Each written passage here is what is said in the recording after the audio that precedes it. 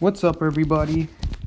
Welcome to the live stream. We had a little bit of a crazy week last time, so I just want to chill out a little bit, play normal, play stuff that I'm used to playing, like like Mercenary. Oh boy, can't wait to play Mercenary again for the past 2 years, again and again.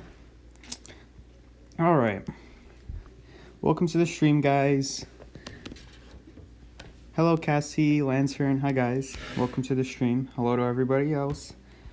Has Bossy hit 100 stars yet? No, not quite yet. He probably can't find a match. Ever. Once you hit a certain number of stars, it just becomes impossible to find matches. You would need other people to be near your star count, and as we all know in this server, nobody's got that time. Everyone's got a life in this server, unlike the people in Chinese server, but don't get me started on that. Hello guys, welcome to the stream. Nothing special today, we're just gonna play normal rank session with normal characters, with hopefully normal kites, and hopefully normal game sense, and hopefully all the normal stuff. Alright, Arms Factory. Pretty normal, pretty typical map, pretty old. Fun fact, Arms Factory used to have 3 windows instead of 2 windows in a pallet. You might be wondering that was OP, since you can infinite loop. Well, it was OP, and yes, people did infinite loop. You can still kind of infinite loop it with the 2 windows. How am I doing? I'm doing pretty good, thank you for asking. Tuliffy. I don't know how to pronounce these names. I'm doing fine, thank you. We have a cowboy with a super old skin. Isn't that like a season 2 skin? I have to click on cowboy and see when that skin came out. Then I can tell you what season. But that is one old skin right there. Good luck in your rank session today. Thank you, Levy. Hopefully we get some good luck today.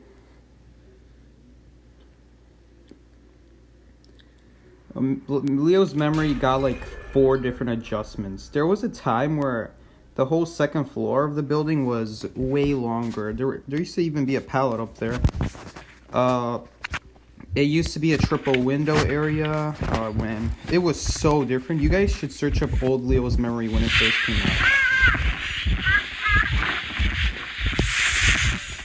You guys will see how much different it is. The only thing they changed about that map is the factory, but man, it used to be so different. There were 3 windows there originally. The pallet, the window that used to be there turned into a regular door frame, and then they turned that door frame into a pallet with a door with a pallet, and that's what it is today.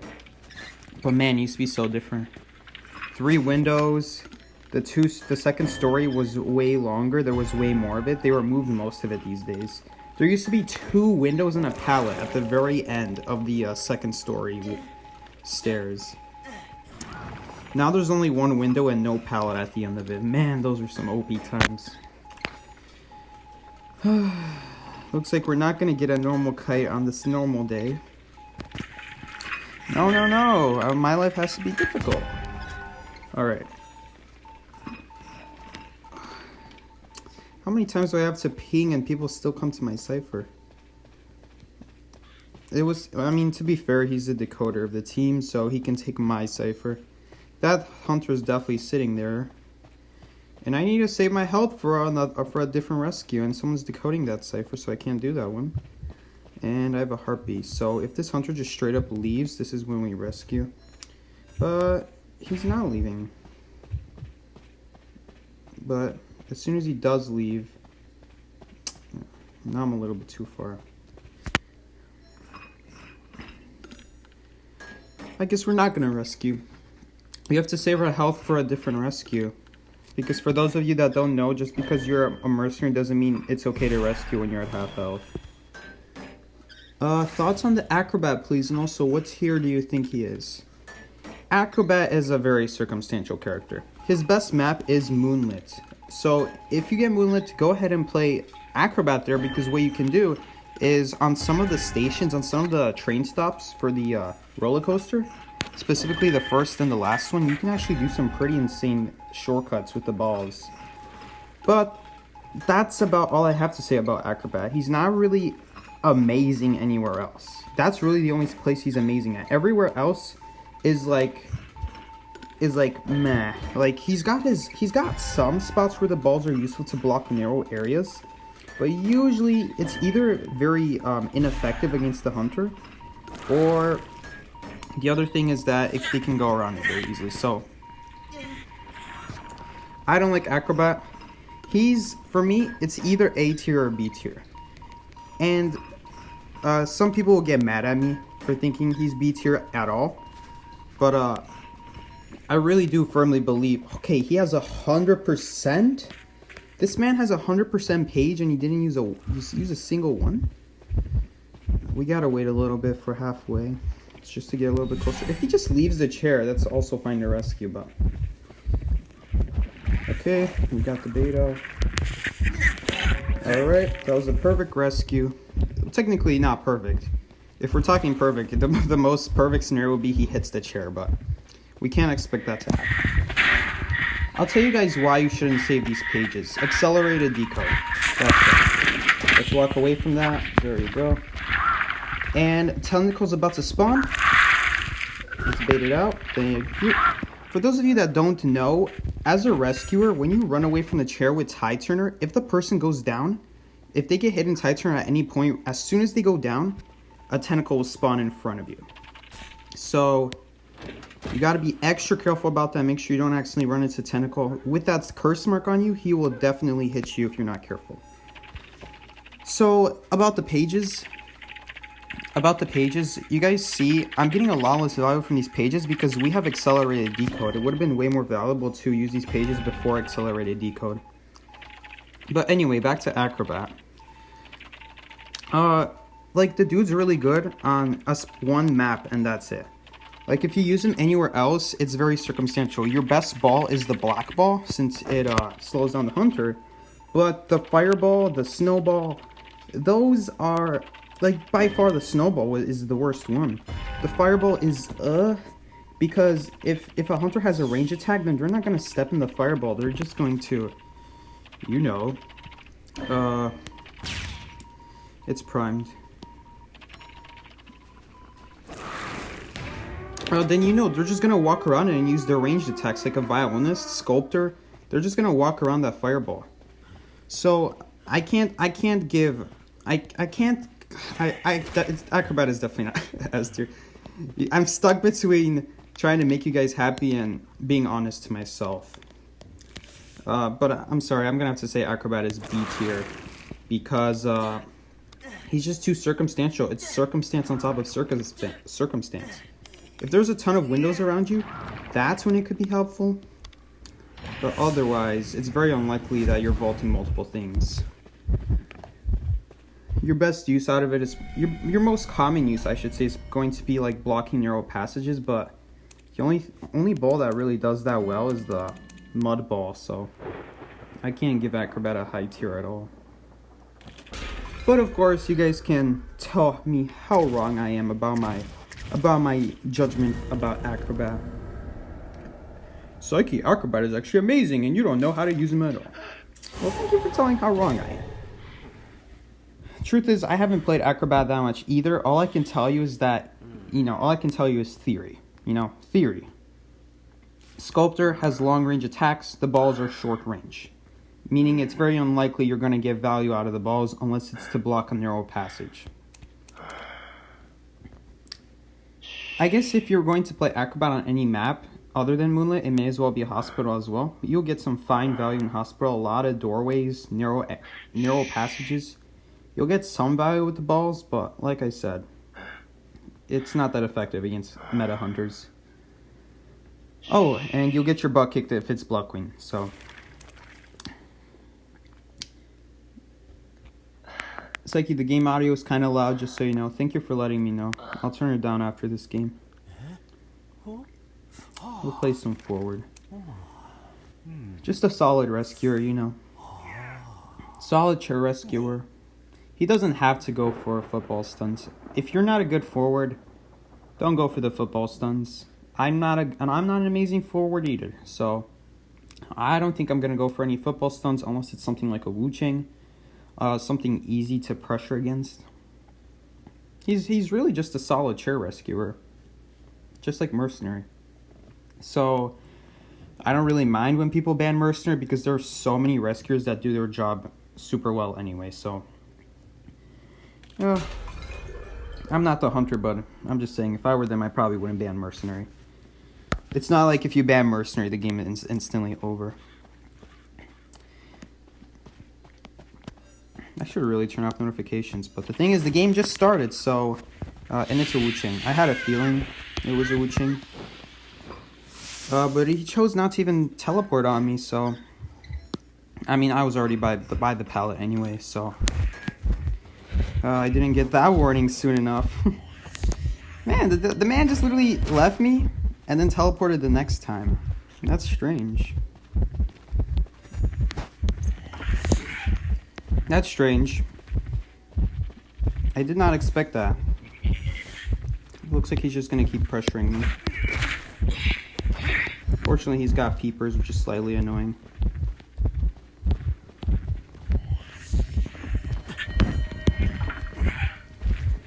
But we vault so fast that it really doesn't make that much of a difference. I would have preferred not to use a football there, but I really didn't expect him to come back for me. Interesting decision from the Wu Ching. Got a little football out of me. But we did get a lot of decode out of it, so I'm okay with that.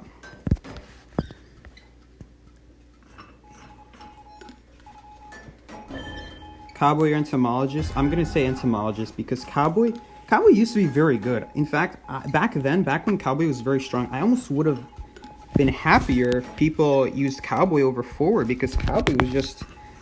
I'd say like almost a better version of forward in terms of rescuing people because he could instant lasso, and Excitement didn't counter him. Plus, I don't think we're gonna rescue that because someone else is way closer. The thing is, I don't know who that is. They'll probably go rescue because they're gonna get pressured. So that way, it's better for me to stay here because if they're gonna get pressured and teleported on, they may as well go rescue. And it just makes me a little bit uncomfortable because I can never know if they're using Titan or not because they never use second rescuers. But it looks like we are having a Seer Titan, which is interesting. But hey, I'm okay with it.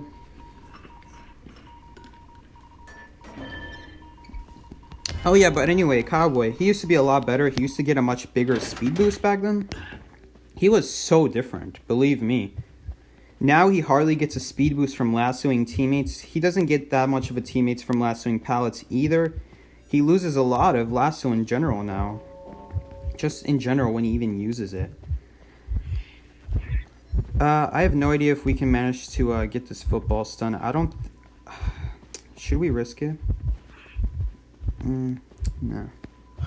It's a little bit too unpredictable.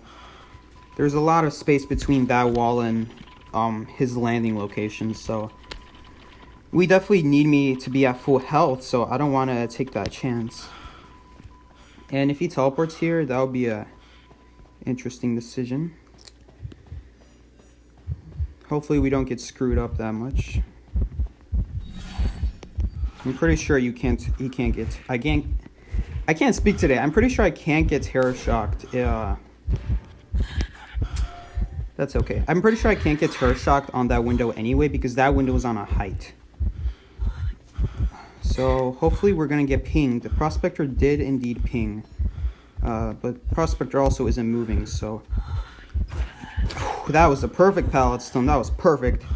And we're going to get a very long stun out of it. I don't really have anywhere to go, so... Actually, I'm just going to do this.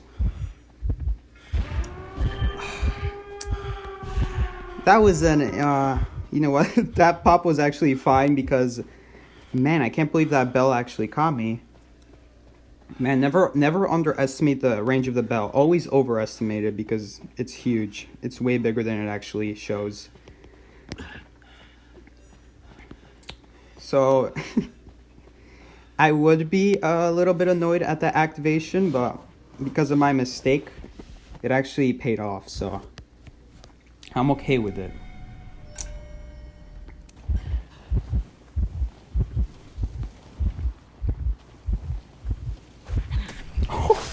How did that not hit? Did you guys see that? Oh, he's gonna miss again. Okay, okay, good. Oh, okay, I don't like... Okay, you know what? It juked out the hunter, so it was fine, man. This prospector is beating up this Wu-Chang. And he broke that pallet so he can transition, but interestingly enough, he dropped this pallet. Gotta transition to ruins as soon as they break one of these pallets, guys. But he did a good job overall. Great kite from the prospector. Kind of. A little bit, I would say a little bit early of a down, early game, but he definitely made up for a late game, so. I mean, either that or we got an insane amount of decode done for some reason.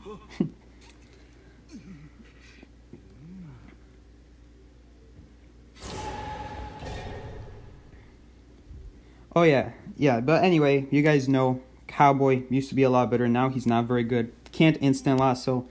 Excitement counters him.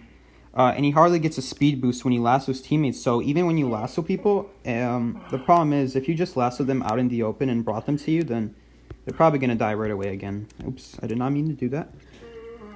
Entomologist for sure.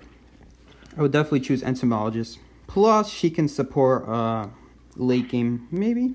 A little bit worse than Cowboy, but she's not meant to be a support character anyway.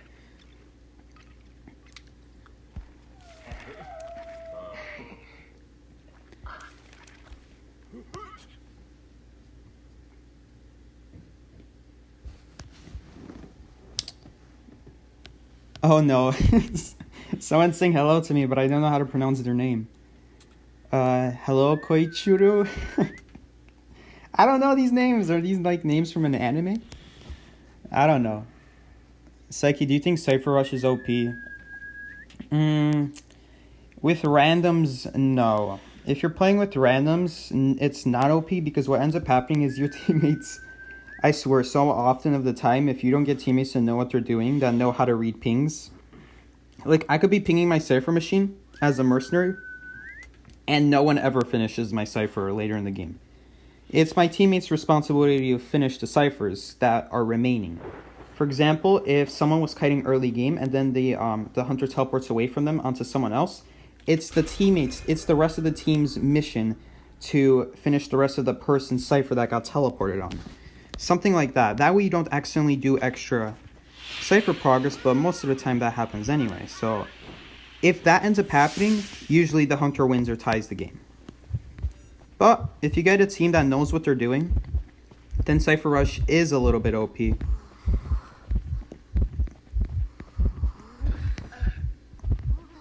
I don't want to stay here too long because there's souls circling here.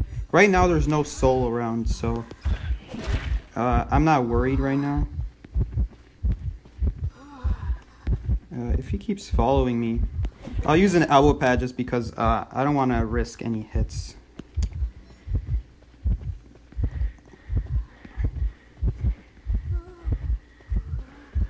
Is Blink up? No, Blink is not up. Blink was like... He had teleport anyway, so it's fine.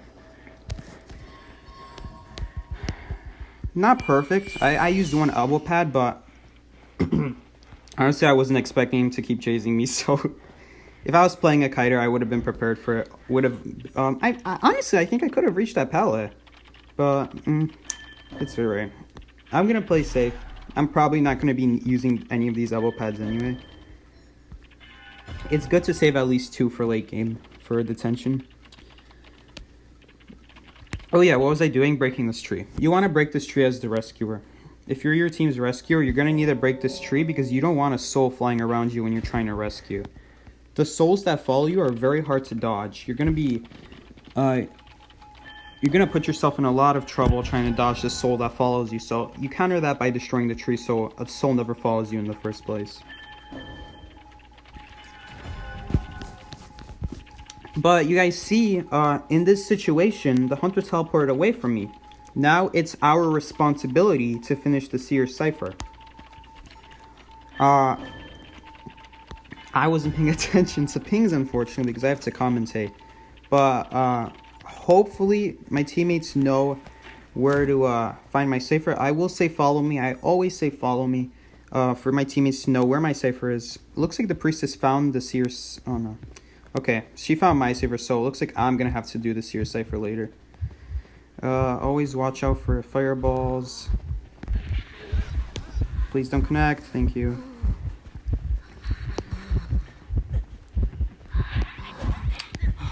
I really hate Axeboy because you can't react to his Terror Shock. He swings too quickly to react to it, which is very annoying. Hunters like Blood Queen you can actually react to.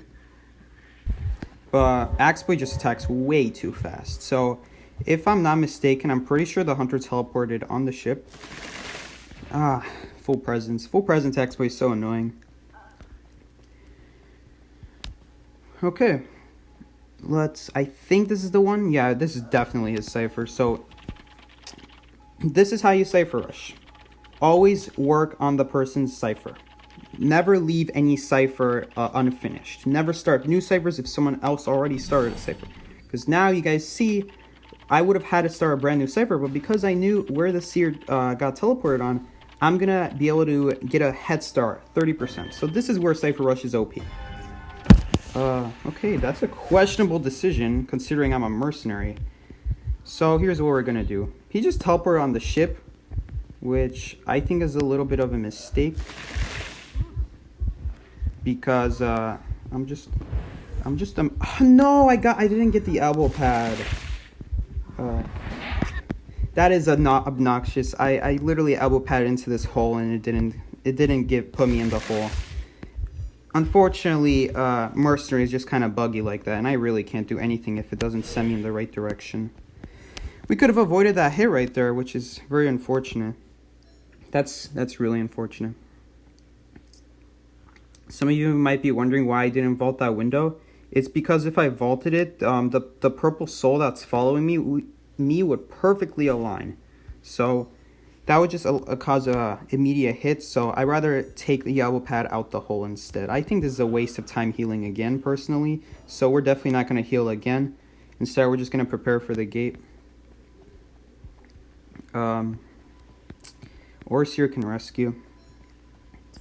But yeah, you definitely don't want to be healing if your ciphers are close to being primed anyway. If you're forcing the cipher, then you want to make sure you... The Hunter just fell off. The Hunter literally just fell off the ship. I don't know if you guys saw that. Okay. So the Hunter has claustrophobia, 300% decode. Oh no. How did that happen? Have you tried Dead by Daylight Mobile? I have not tried Dead by Daylight.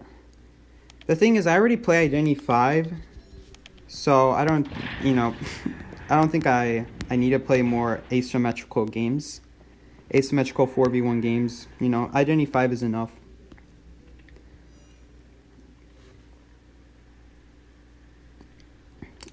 But yeah, I could try it. It's just, I already play so much of Identity 5, and honestly, I don't feel like learning a brand new game that's basically just a different version of this game.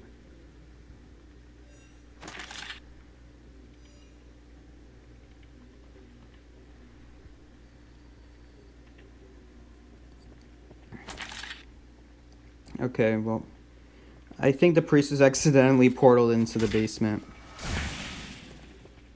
But a little bit unfortunate that Seer took that fireball hit and then ended up taking a regular hit.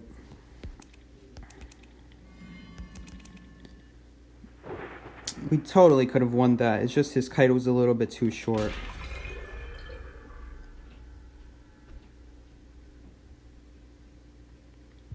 Hunter is first person. I think that's a disadvantage. To be first person as Hunter in Dead by Daylight is a huge disadvantage. In this game, the fact that Hunter can be third person is not only more consistent with the game, like with survivors. There's not like this random change, this random disadvantage, but you get to actually see survivors easier. You get to see them hiding easier, and I think that's a necessary advantage for hunters in this game, considering that pallets in this game are much more plentiful and stronger than in Dead by Daylight. I think that's a necessary change that Identity V did that Dead by Daylight doesn't do. What do you think about accelerated decode? I think I'll tell you a little bit of history about Identity V. Accelerated decode is actually a pathetic excuse to decode quicker. Back before accelerated decode existed, you used to be able to there used to be no such thing as accelerated decode back then. And you guys might be wondering, well, then survivors must have had a hard time decoding that back then, right? No, it was the opposite. Survivors used to decode ciphers quicker than with accelerated decode. It used to only take 60 seconds to decode a whole cipher back then. So you only needed a 60-second kite. That means the ciphers were all popped in 2 minutes. 1 minute like 30 seconds if it was perfectly optimized. If everything went perfectly to plan and you had a mechanic on the team as well, that's how fast the ciphers can pop. By the time you put someone on the chair a second time, the ciphers could already be ready. So when they added accelerated decode into the game, it's just an excuse for the devs not to say that they nerfed survivors by increasing the decode time from 60 to 90 seconds. Technically, it's more like 80 seconds. And if you get all perfect calibrations, it's more like 78 seconds if you're a normal decoder. Accelerated decode doesn't even matter because the only time you'll enter accelerated decode is if someone does a bad kite, if someone dies early. Okay? But if someone does a 3-cipher kite, you guys will never have a chance to enter accelerated decode mode before you finish all the ciphers. So it's redundant. There's no point of accelerated decode if you're going to win the game. If you're going to win the game as survivors, like, you have to do a 3-cipher kite. If you're going to do a winnable kite, then your team is never going to reach accelerated decode mode anyway. It was perfect. It was specifically designed so that accelerated decode doesn't come too early. That if someone does a good kite, accelerated decode doesn't just boost the decoding. They specifically designed it to be that way. So the only time survivors actually end up decoding quicker, also this is a hunter spawn. Hunter usually spawns over there, either next to the back gate or in the corner. So Explorer is hiding. I already know Hunter's gonna come here. It's a sculptor. Sculptors are very annoying.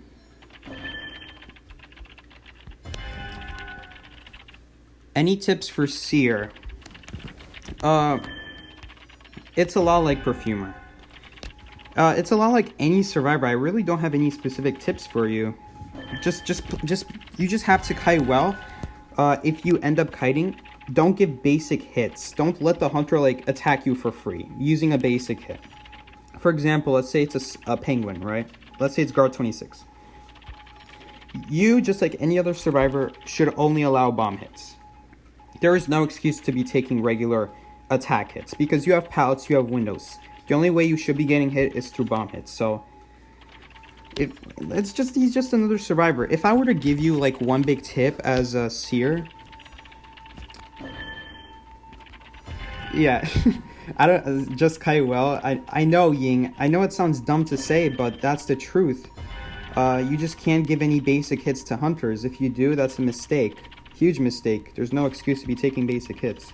You should only be taking hits to the hunter's abilities, which you should also be trying your best to dodge. But you might not always be able to do that. But you guys see this game. If our teammates knew the routes perfectly, they would not be taking these basic hits because now we're taking a lot of unnecessary damage to our team when, it would have been much better to only have taken one statue hit. But I understand, because Sculptor is a lot more different. Sculptor can literally push you to her, so that's a lot more different. If I were to give you one huge tip with Seer, it's to not let the hunter find you early game. You're the only survivor in the game that can see where the hunters spawn for sure and which direction they're going. So you should absolutely be trying your best not to get found. Okay, and I don't think it's that hard to do.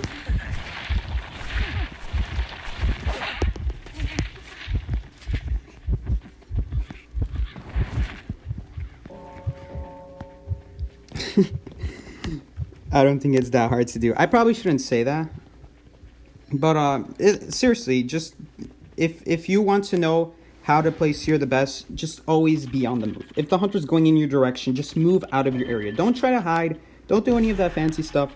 Just walk away from the cipher is my best advice. If you see the hunter coming to you.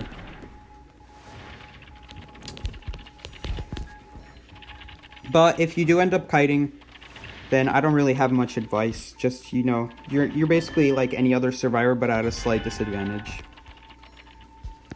Because you don't have as strong of kiting abilities. You only get like 1 owl and that's it. And it's very difficult to get second or third owls even. Heck, if you get 3 owls in a single game, I applaud you. That's very difficult to do on maps like Arms Factory and Hospital, where there are lots of walls in the way.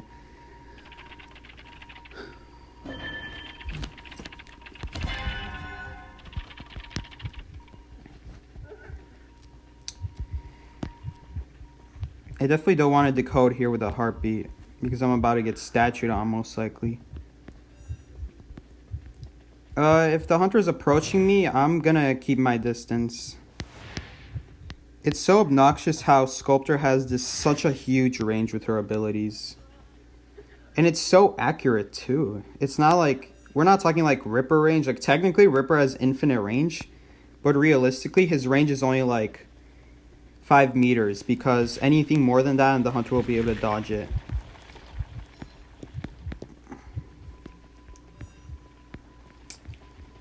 So if I was the forward right there, I would have footballed away out of the zone, because if you don't, that might happen to you. Like this. You do this. It's that simple. This is how simple it is. You just elbow pad away, football out of it. In a very tight area like that, you don't have a choice. You have to do it, because against Sculptor, the walls are too close together.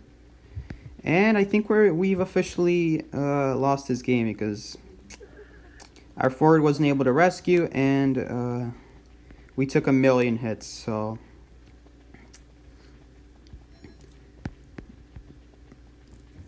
yeah, we're not going to be able to pop the cipher, because we have to focus on healing, and by the time we heal, it'll be after half. And it really doesn't make a difference. We really lost anyway.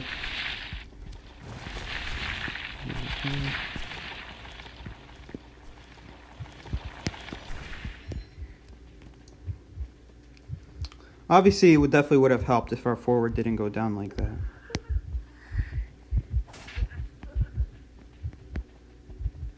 Okay, well, I'm definitely screwed. Shoot. Yeah, we're definitely messed up here. There's really nothing I can do.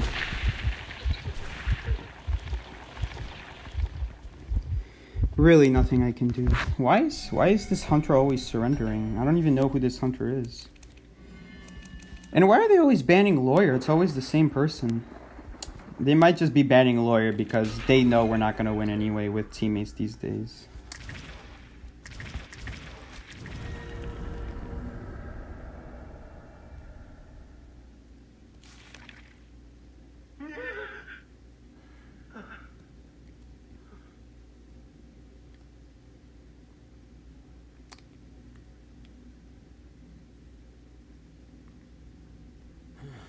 It's Ching? Well, how am I supposed to know it's Ching? If you make your name, if you always change your name, I'm never gonna know who you are. That's just the truth. If you always change your name, I'm never gonna know who you are. So it's Ching, but why does he always surrender? I don't understand. And what's up with you guys always talking about Ching? What's so special about Ching?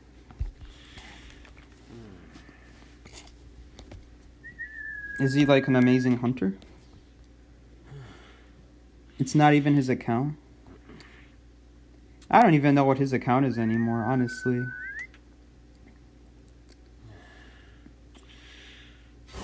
You saw me on his stream the other day. That might have been the match where I got terror shocked. Honestly, because I really wasn't even paying attention anymore to the game. Yesterday I was too lazy to think anymore. Okay. Ching is first axe boy? Okay. You do realize it doesn't matter at all to me who has first badges, right? Like, if you have a first badge, to me that means nothing. To me, all that means is you just play a character a lot and that's it.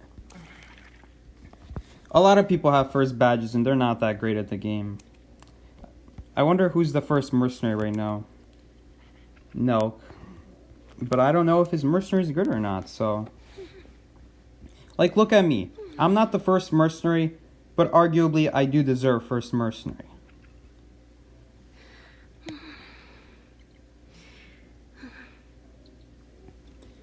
It's not like badges matter to me anyway. You guess he likes draws? I don't know why he's drawing. He played for PR in Call of Abyss 4. I would know that if I watch.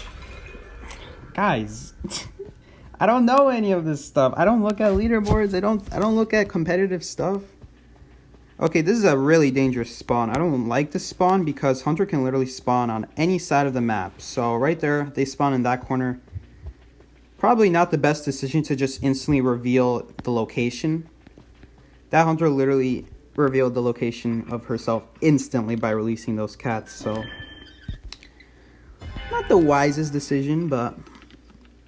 I'm not the Hunter, so it's not my choice. Ching is good. There you go. There you go. So Ching is good. It really doesn't matter to me if who played what badges they have. All I need to hear is that they're good. And if they're good, then they're good. Although, aren't a lot of Hunters good? I would say the Hunter majority is much better than the Survivor majority, if I had to give an opinion. Hunter changed targets. So, it looks like the Hunter just left the Priestess. Which is a smart decision. This Hunter definitely would have gotten 3 Cypher kited in that corner of the map. That is the strongest corner of the map right there, guys. Hunters do not want to chase survivors there. So if you're a mechanic, go to that corner. Corner house is what it's called. Very strong. Although I'm pretty sure it's getting a nerf in the next update, so maybe not after the update. It's still going to be kind of strong.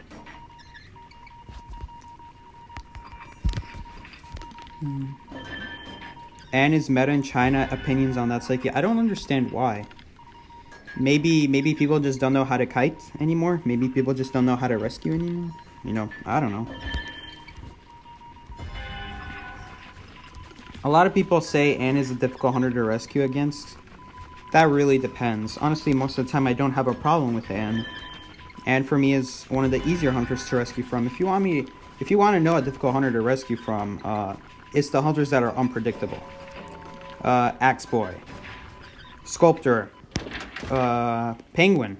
Hunters that are unpredictable, where they don't have a very set pattern, are the ones that are difficult to rescue from. Feaster and hunters that most people think are difficult aren't that difficult because they have a very set pattern. They all have the same pattern. They all drop their cats. They drop their tentacles right away, and then they use their cross, and then they try to hit you. But the thing is, this is a very predictable strategy. And so what you do is you just bait out the cat first before you take the hit. And that's how you rescue against Anne. That's literally all you have to do. Whew, that was a little bit close. I got stuck on something. So we're at 2 ciphers, so we could potentially win this game if we just find the coordinator cipher. Thankfully, the coordinator did ping, and this is the importance of cipher rushing, guys. Always finding your teammates' ciphers. Never starting a new cipher on for no reason. Always continuing your cipher's teammates so you don't end up doing extra ciphers. Very important, because now the coordinator is going to rescue, but we're not losing any decoy at all. Now we are, because the priestess made a portal for no reason. Okay. We're not in a good position now because the person got shared next to our cipher, so we're going to have a hard time trying to finish the cipher now.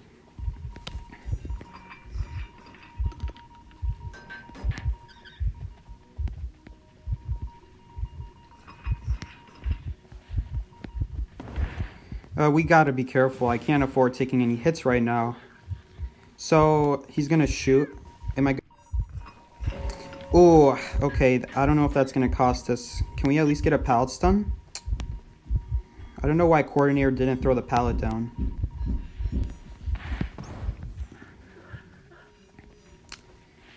We can't decode that Cypher because she's just gonna activate her cats. And then I'm not gonna be able to decode the Cypher. Okay. That still counted? That still counted? What? How did that still count?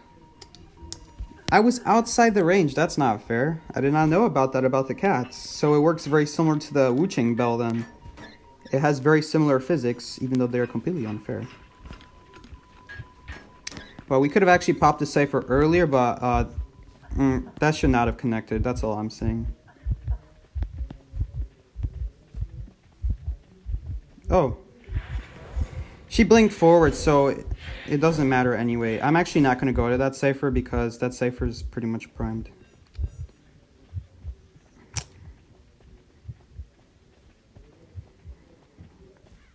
You know what? I think it's better to die by this Cypher than that Cypher because that Cypher is not quite primed. I'm pretty sure this one is primed. Although I don't understand why the Priestess wouldn't pop it. In that case, she might be like trying to bait the Hunter into thinking that we still need 2 whole Cyphers. But if we can just finish that, yes we did. Okay. Wow, basement is legit here. So that's not good. At least it's not by the Cypher. I mean, where else was I supposed to die? It's either by the Cypher in basement.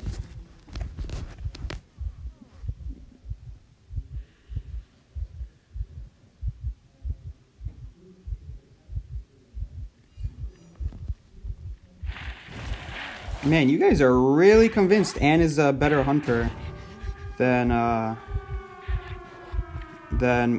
most other hunters, I guess.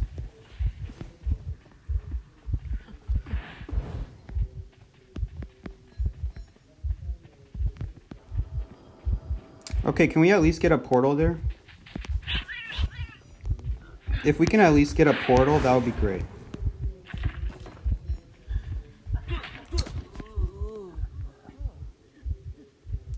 We're not going to get a portal? Seriously?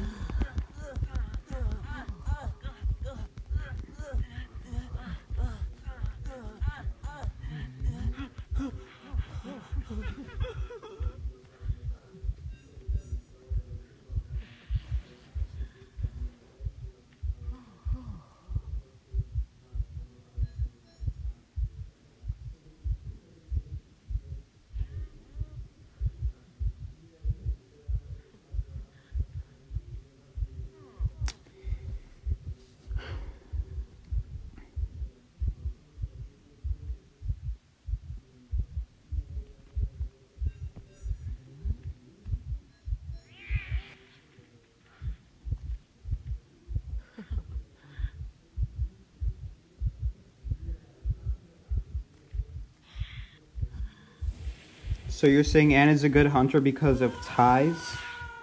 The problem with Anne is that if you just play meta survivors, if we just got meta survivors, like if we got something other than a doctor as our first kiter, we would definitely be winning because all you do is just use 1 item per cat, and that is how it works.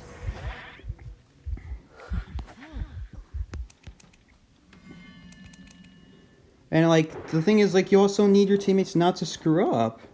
Like, we could have popped that Cypher, but I just didn't know how N worked. Like I knew how it worked, but did any of you guys know that when you when you stand right outside the range? I was outside the range, by the way. I walked in at the very last frame of it. We definitely would have had that tie, for sure. And like, we still should have had that tie. It's just, I don't know what happened with the portal. What was up with the portal? How come no portal happened? We definitely had the portal.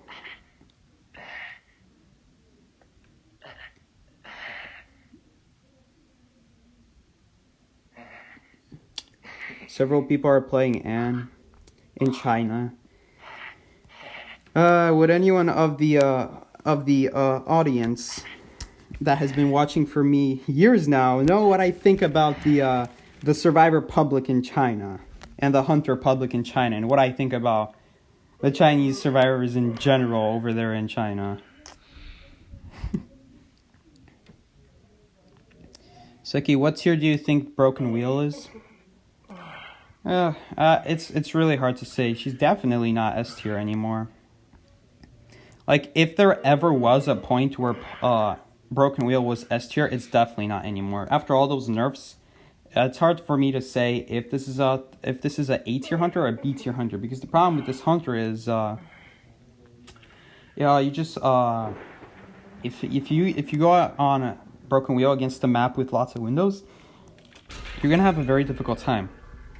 Or if you go against survivors with like if you just go against survivors that just stay by windows in general, like the game even warns survivors now when the person's going in the Broken Wheel form. So I really don't know how good Broken Wheel is anymore. She just gives so much warning time now for hunters to just get away before they even reach them and just get to a window. The window is really the safest place you can go. I know what you guys are thinking. The spikes counter windows, right? Well, not completely. If the survivor vaults the window a little bit earlier, then your spike won't reach in time. The survivor will always walk away from the window if they're smart, just so the spikes don't reach. And considering that spikes only last 6 seconds now, that's also another huge nerf.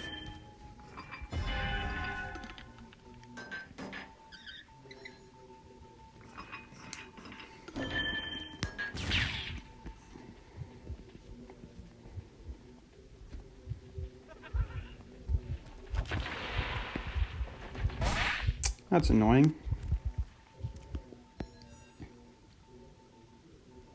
Really, the biggest thing with Broken Wheel is, the biggest disadvantage by far is to do any sort of damage, you have to come out of the wheel first.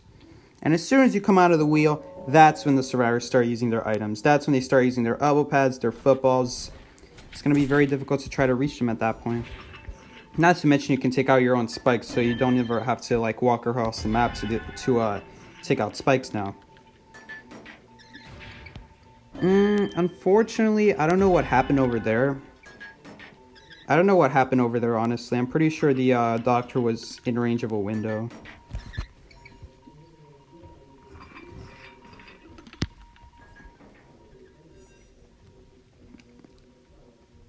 Okay, that's fine. Basement against Broken Wheel is actually fine. It's really not that much of a big deal.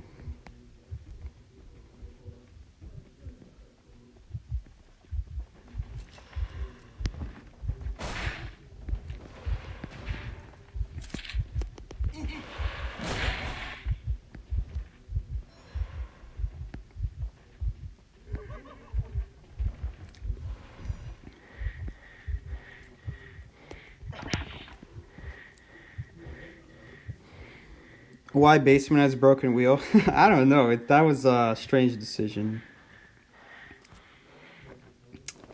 Because my teammate pinged, I'm not even gonna remove the spikes myself. I know where my teammate is, and I'm not decoding a cipher anyway. So,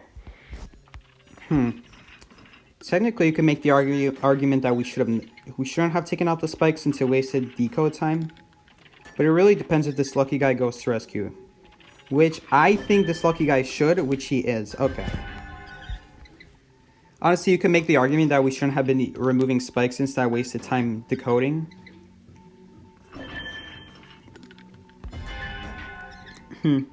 That's actually, we probably shouldn't have removed my spikes now that I think about it. Because I'm not going to get pressured anytime soon. Like, if the hunter comes after me, they're basically surrendering the match, so we really didn't need to remove the spikes. He's going to shoot right here. Hopefully. I don't know when he's planning to shoot his gun. Because, yeah, we could have had, like, a bonus 10 seconds of decode now. None. This is going to... I hope this doesn't cause us to tie now. Oh, no. Please, please, please.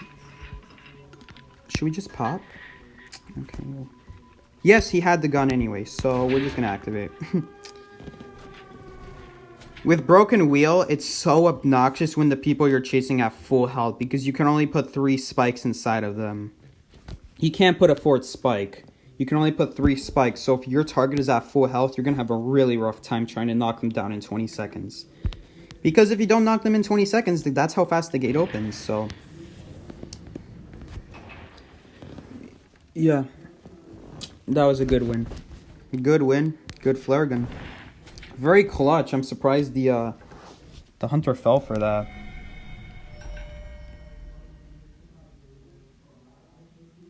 We want to see our haircut in the face cam? What haircut?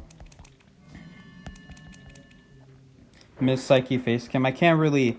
For now, I can't really use OBS because I don't have a good way of recording the gameplay without it being laggy. Not laggy for me, but just laggy for the viewer in general. For me, it's fine.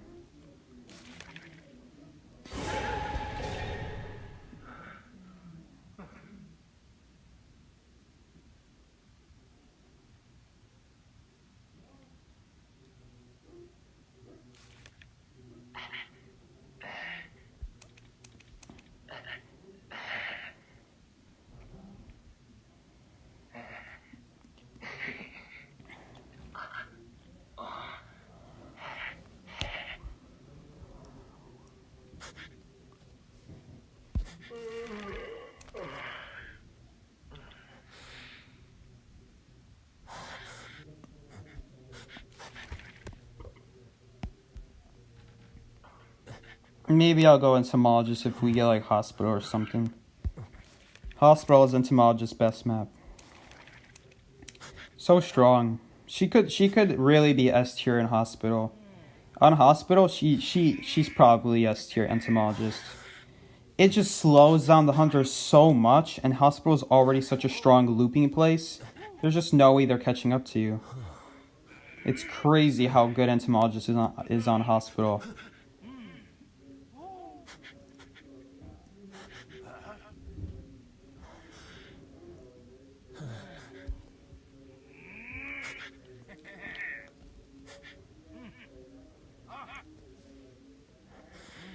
Hey Ann, welcome to the stream. What's up?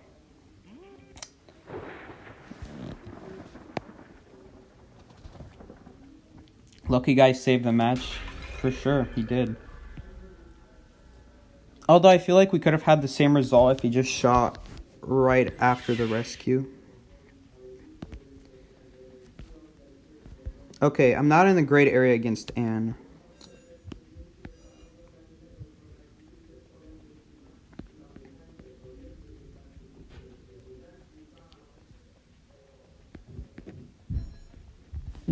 Man, there are so many Anns. Why has there been so many Anns like the past week?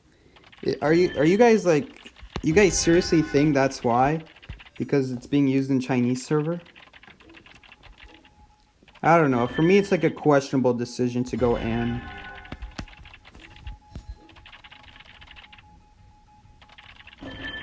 But if they nerf Ann, then I don't really care. They could leave her as is, they could nerf her. If I'm gonna guess, they're probably gonna nerf Ann eventually because that's what they do with every strong hunter. So-called strong. It tends to be the hunters that, Wow, you can't be joking me. That did not connect. That cat did not connect. That cat did not connect. I don't care what you guys say, that connected! That connected. I just gave a free hit. I can't believe that connected. I should not have dropped that. I can't believe she actually... Okay, now I'm gonna die because... Oh, wow. Wow! These are just barely connecting. These are just so barely connecting. Okay. Now everyone's gonna think I think Ann is good. Ann is not good. I just made a bunch of mistakes in a row.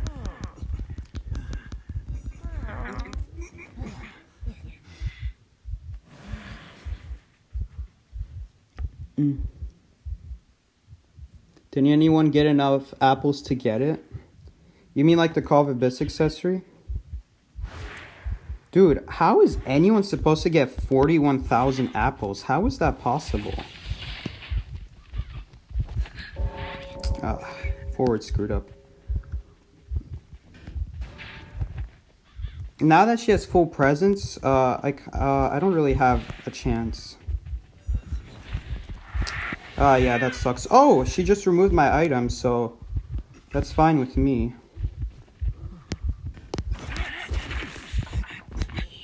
I think that was actually a huge mistake to remove my item.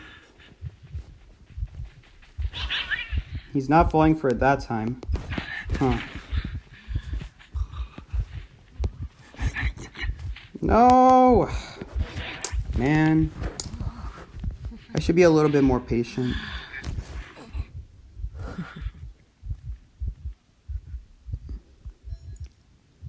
Man, we would actually probably be winning this game if I didn't make that mistake early game. That sucks. We probably would be winning if it wasn't that mistake. Is Priest gonna do an instant rescue? Please don't do an instant rescue. Please. She's not a difficult hunter to rescue from.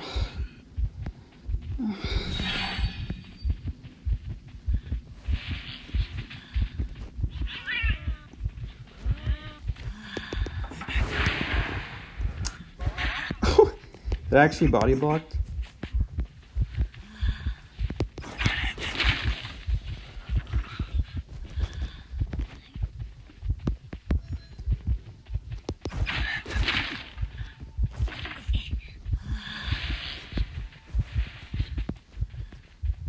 Ah, man. Okay.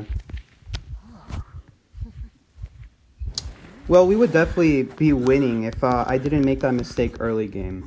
It was just that one mistake. First, it was the, I got caught by the cat, so I used the owl. He has a strong hay for instant rescue. Of course I have a strong hay. We just lost 30 seconds of decode.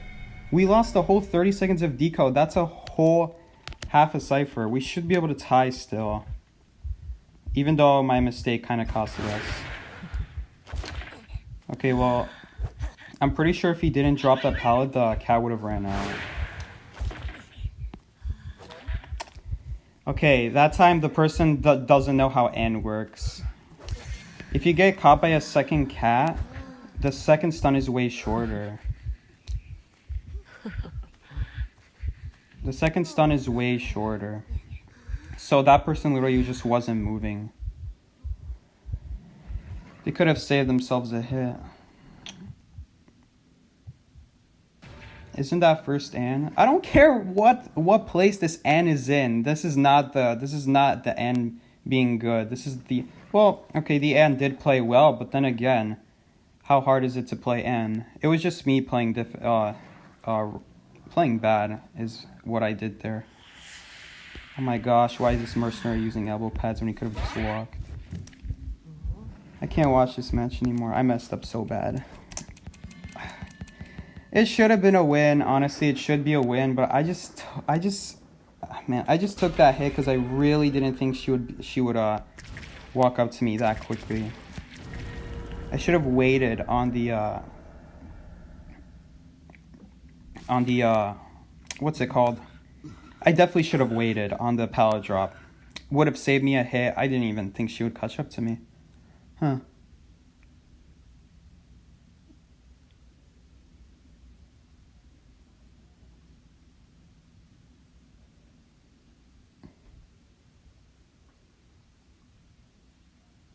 Yeah, just be a good kiter and you're fine. Thank you, Pink Candy.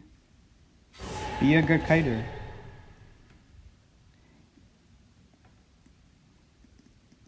It's easy to counter Anna in the first kite. Exactly. If she has no presence, she has very little control over the cats. It's very difficult to control the cats.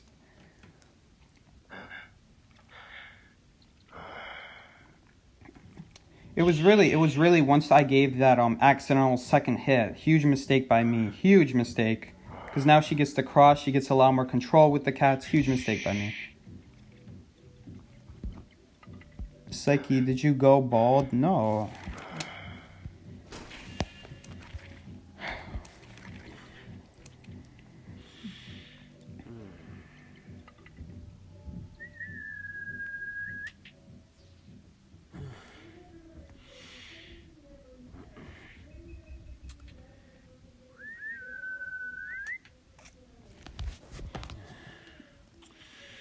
Have you ever been S badge mercenary? I've had first badge mercenary for a couple weeks in a row.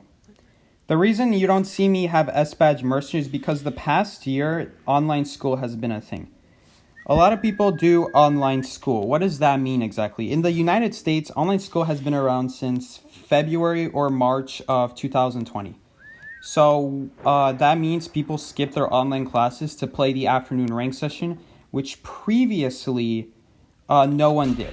Which meant two things. First of all, I was always top 100, if not top 100, I was top 20, 50, almost always, just by playing one rank session a day. Okay?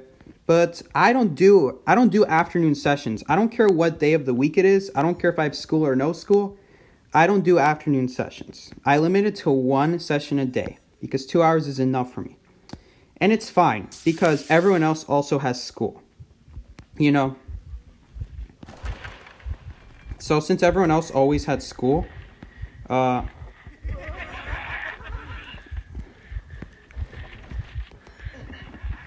that was clutch. That was good.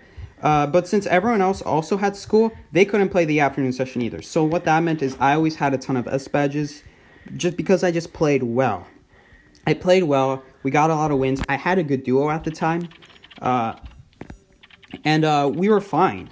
I was able to rank up just fine, keep a few S badges on my characters. But now, it's a little bit different because now what people do afternoon sessions. And they've been doing afternoon sessions for a year. So basically, I've never been able to maintain top 100 anymore.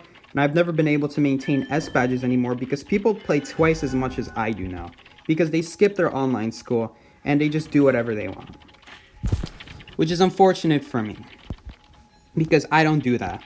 Saturday, Sunday, spring break, winter break, I don't do afternoon sessions. The only time I have done afternoon sessions is if I want to. If I really want to play Identity 5, if I feel like playing Identity 5 for fun, that's when I'll play afternoon rank session. Very rarely will I play Identity 5 for fun. I just do rank session out of habit at this point.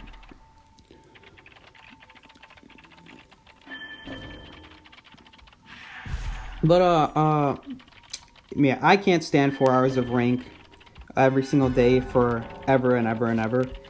The one time I have gone super tryhard was in the summer of last year. That's when I went super tryhard and I went for the top. I tried to get number 1 in the world. I got really close. I was consistently top 5, and then the last week of the season, my iPad broke. The device that I played on broke. And I can't play the game on a phone. The phone screen's too small for me, so I didn't even try. The last week of the season, I must have fell behind 10 placements, so I ended up finishing 11th or 13th or 15th or something like that. But I was consistently a top survivor. Nah, I'm not technically top anymore, but it's okay. I won't let that stop me from telling myself that I'm a good survivor. I may make a few mistakes here and there, but overall, I don't see anyone else that rescues and has as much knowledge as me. I know that sounds very egotistical and self-centered, but I really don't see anyone performing such consistent rescues most of the time. The only other person who I would consider consistently rescue would be Miasma would be the first person I think of when I think of, okay, who is an amazing rescuer? And Miasma, that too. But everyone else, they have their kinks, they have their weaknesses. They have a few hunters that they don't know how to beat and when they rescue against. And just kite in general.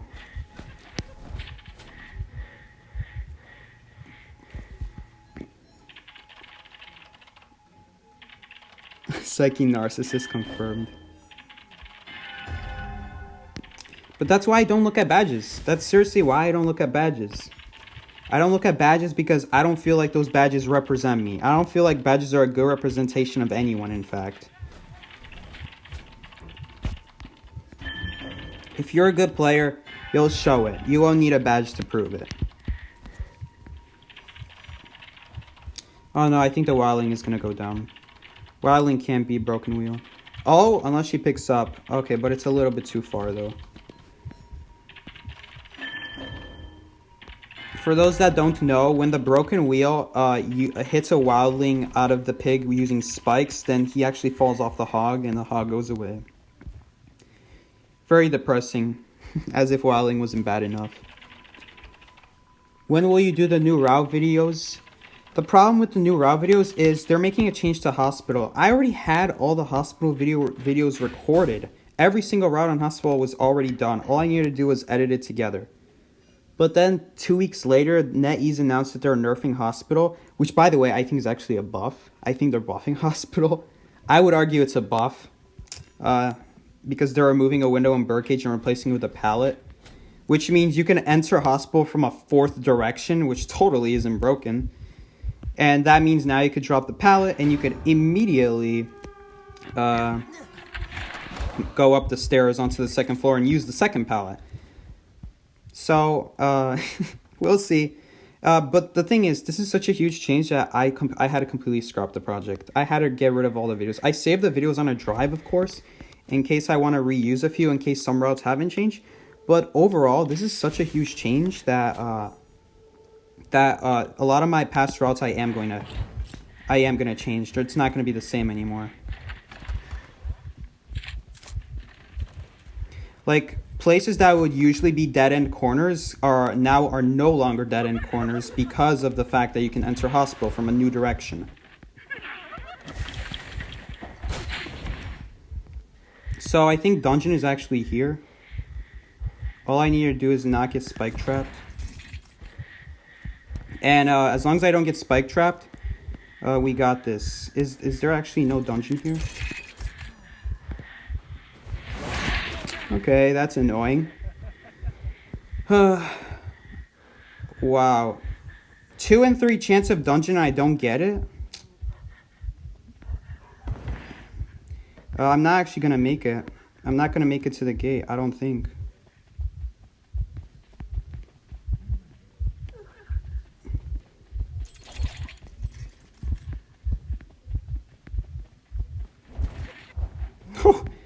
Please, yes, yes, I actually made it somehow. Dungeon is in the middle. Okay, I guess I must have missed the dungeon. Dungeon legit hiding behind the grass. Dungeon legit hiding behind the grass. I was like wondering, didn't I ping dungeon is in the middle? Why don't I see a dungeon? I have to go back on the stream. Like, I did not see a dungeon there. Was it hiding behind the grass? Okay, we take those anyway, but I'm gonna go back in the stream and we're gonna see for sure, because that definitely could have cost us the game. That was not okay to do. That was not okay. I don't see anything. I don't see anything. It was behind the grass, so camouflaged well. That's why his explorer, you should hide in the grass. And the hunter has literally, there's no way the hunter's finding you. Because there are times where I can't find the dungeon because it's hiding in the grass. That's like a serious concern. I'm trying to look. I'm gonna try to pause the video at the perfect time. It's really hard to see. I don't see anything. I don't see anything. Like, you got the right answer with the wrong method. Okay, well, I really didn't think we were gonna make it to the gate. I was like wondering where the heck was dungeon. I swear it was in the middle. Okay, but I guess I guess while we're here, Psyche's not blind. Psyche just has a bad memory because don't get me started on trying to commentate while playing this game. Okay, so I want to talk about a little bit what I did that game. You guys noticed that I did not use any elbow pads until after the broken wheel came out of the spike ball, and she launched spikes. You have to wait until the broken wheel launches her spikes from full presence, or else the spike boss will cancel your elbow pad animation. It will do that. So you have to wait until after the spike boss and then you elbow pad. Who's your hunter main? My main hunters are Axeboy and Ripper. Ripper used to be an S tier hunter back in 2018 when they buffed him. When they buffed him, he became an S tier hunter, and he has never been nerfed since then. He stayed S tier for a long time, and like a year, in fact, if I had to say. But he gradually grew out of the meta because of just overpowered survivors. Priestess being the main one. Gravedigger, very annoying to deal with Ripper because every time you swing at the Gravekeeper shovel, you lose a whole Foggy Blade. So your only chance is to really Foggy Blade them in the shovel, but I bet you like $10, if it's a smart Gravekeeper, they're going to be sitting next to a pallet in case you try to do that. So that if you do that with no recovery, they still have a pallet to drop. So, yeah. Are they really replacing the window in hospital with a pallet? Yes. Lena sent me a few leaks. Originally, it was supposed to be a door. The first leak I ever saw of hospital nerf was changing the window to just be a door. There used to be no pallet there. And that's like when I was thinking, like, okay, that's a solid nerf. Because what was really annoying is you couldn't enter hospital at all. And now, even if you do enter hospital from that side, you can't easily get in, right? But then guess what? Guess what? A week later, Lena sends me a second leak, and this time there's a pallet there. And I'm wondering, like, why the heck did they put a pallet there? That is so unnecessary. In my opinion, in certain scenarios, a pallet is better than a window, for two reasons. For the first reason is that pallets take longer to break depending on the hunter's persona. But the second reason is that you used to not be able to enter the hospital from that window. You could only exit the hospital. So the fact you can enter the hospital from that side of the map, that's crazy. Now when you get teleported on that side of the map and you get hit, you can just go in hospital and you can just do a 3-saver kite there. And it's crazy. It's crazy. I don't understand why there's a pallet there. Maybe they're gonna remove it. Which window am I talking about, by the way? For those that don't know which window on hospital, I'm talking about the hospital itself. In hospital, there are 3 windows. There are 2 windows in like this birdcage area where you can see through, and then there's 1 window in the back of hospital. That window is not as great, but it's still fine. It's still a good window if you enter it from the correct side. If you enter from the right side of the hospital, then it's good for the survivors, because then they have to enter from the hunter has to go around from the left side, which wastes a lot of time. Then if you were to enter from the other side of hospital, it's getting a little bit complex. I'm talking about the other window and how hunters literally couldn't even be able to enter the hospital from that side. Now you can. Hunters can, but there is a pallet in the way there now. So instead of double windows, they're changing it to 1 window, 1 pallet. And it's the left window. The left window is being changed. I don't know if Wildling is rescuing or not. But I don't think he is. Hit the chair, please. Nah. Okay.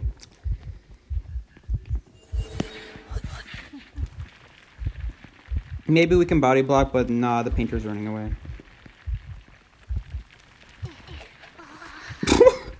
Yes! Amazing. That was an amazing painter job. I'm gonna actually go to the Wildling cipher now. My number 1 goal is to just run away from the hunter, and then I focus on what survivors to go to finish. There's the Wildling cipher. So, dude, if I were the Wildling, I would be getting off that cipher right now and go pressure. Okay, now he has to, because he has to go rescue. And we kind of need him to rescue, because he really didn't need to use the pig. He could have just walked over there. Because now he won't have the pig for after the rescue. Okay, that was kind of unnecessary on his part. I don't have a shovel. Okay, now I can keep decoding. That rescue was so early. Why was that rescue so early? You have to wait. You have to wait against Blood Queen. This Blood Queen's all about tying. You gotta stall as long as possible.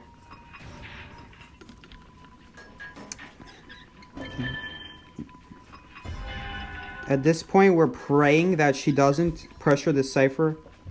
Okay, now we got a different problem on our hands.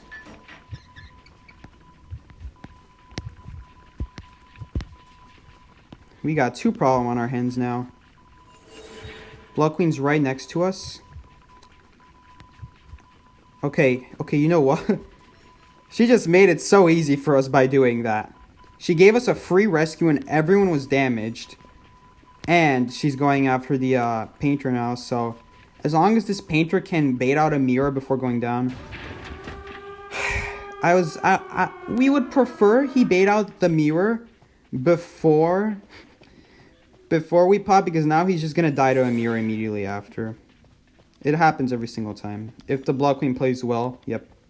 And then they're gonna teleport, and I know how this story goes. Guys, you can't give basic hits to Blood Queen. You gotta bait out the mirror first so that when you go down, she can't immediately, like, kill you again. What is this wildling doing, guys? He's just rushing the gate. He literally gave this hunter the tie.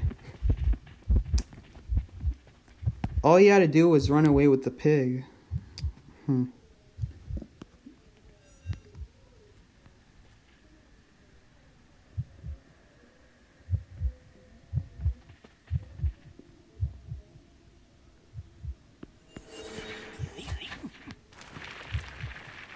Okay, hopefully we can at least we can maybe get a tie here, hopefully.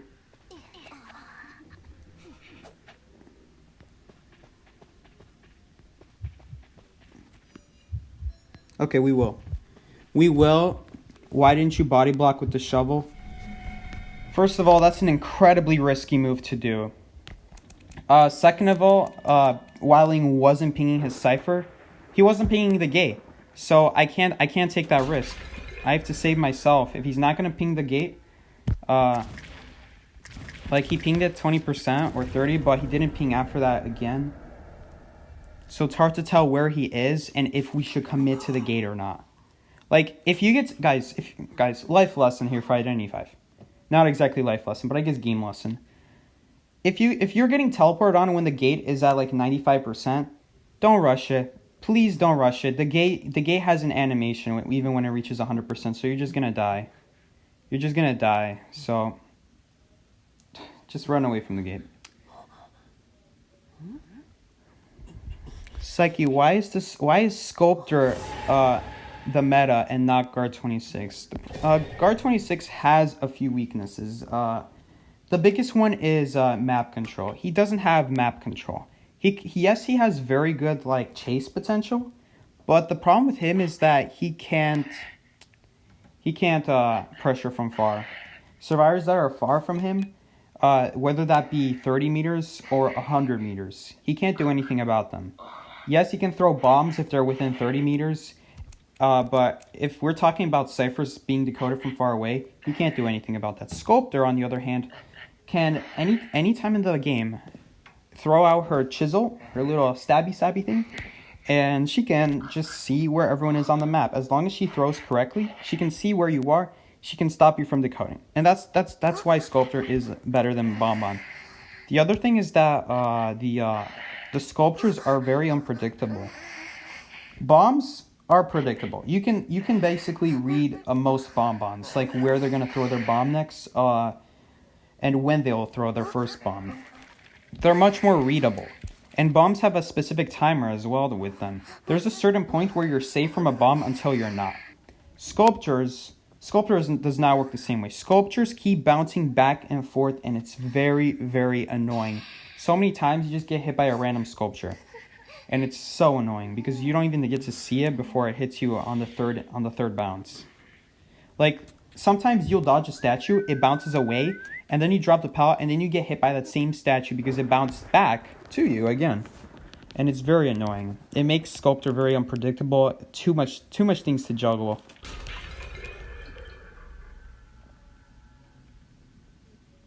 Mercenary is better than Gravekeeper, but a lot of people sleep on Gravekeeper. Guys, I don't get why people on their Survivor tier list don't put Gravekeeper in S tier. This man can sit in a shovel for a whole like 20-30 seconds. So you're forced to kick him off the shovel, or else you're going to be sitting there for a long time waiting for him to come out. The other thing is that it triggers recovery. And this is not like a perfumer thing where you can just bait it out and just wait it out. You can't just bait and wait. You gotta hit. You gotta hit with it. And like, even if you're a sculptor, it is so... Even when you're a sculptor, it is so stupidly difficult to try to hit a gravekeeper out of his shovel. Like, there's no way. A good gravekeeper is not going to let that happen. He's so strong. He can't get hurt. He can't get hurt by the cats. If it's an Ann and you're a gravekeeper, you have the hard counter to Ann, because when you dig down in a shovel, the cat just lets you go. Even when the Ann walks over a cat, it still doesn't do anything. Okay, Cornier is not even peeing that she's rescuing, so I wasted time not decoding for no reason.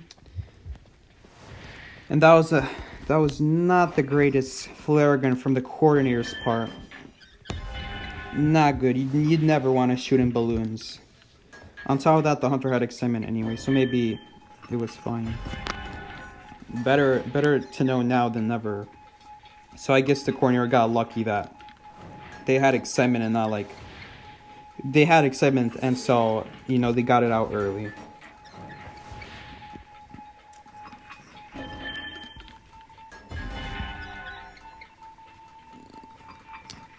Grave isn't S because Kurameta's chip, which counters him against good hunters.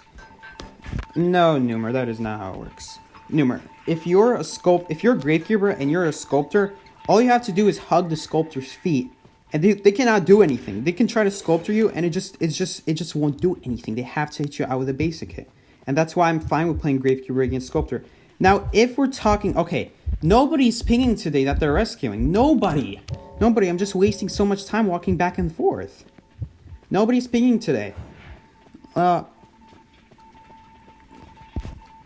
The only exception is not meta. That's where you're wrong. You can hug the sculptor's feet, and there's no way they're hitting you with a statue. The one thing I'll give you is Penguin. Penguin is you can make an argument for, but even then, I'm okay using Gravekeeper against Penguin because it still forces bombs, and all you have to do is keep your distance. Like, let's say you vault a window. Right after you vault the window, then you go into shovel, so that when they try to hit you out of the shovel with bombs, they're still behind the window, and you're not going to be taking a basic hit. A lot of people look at Gravekeeper and they're like, oh, I have to use the shovel only when I'm about to get hit. No, if you're against the Chip Hunter, you have to use it a little bit early, when you have plenty of distance, because then they'll be enticed to use abilities on you. And if the more abilities they use on that darn shovel of yours, the more difficult you make their pain, you make their life, because then they have to, they don't have as many items to deal with you once you're out of the shovel, and they basically get you out of it. Like, you have to screw up royally. Like, I'm not saying he's good against those hunters, but he's not as bad as people think, seriously.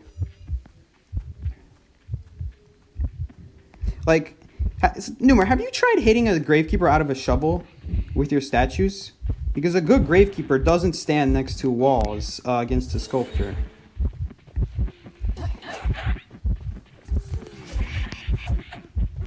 Like, if you're in a shovel, you're not going to stand next to a wall.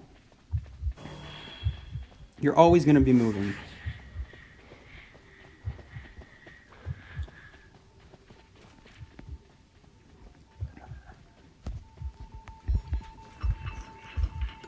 Okay, that was a lot.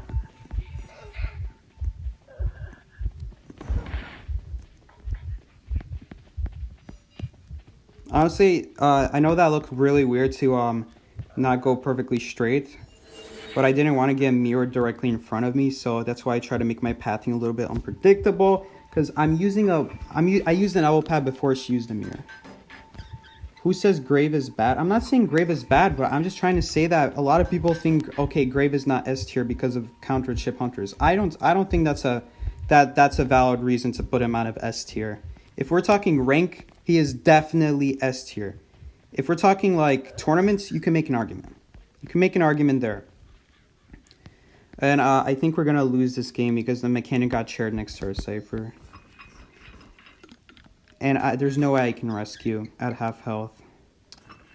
If I do that, we just hurt our team even more, because then we're going to have two people that are going to be knocked down. I'm going to get hit on the rescue. Mechanic's just going to get mirrored on. So we can't do that. We can't do that.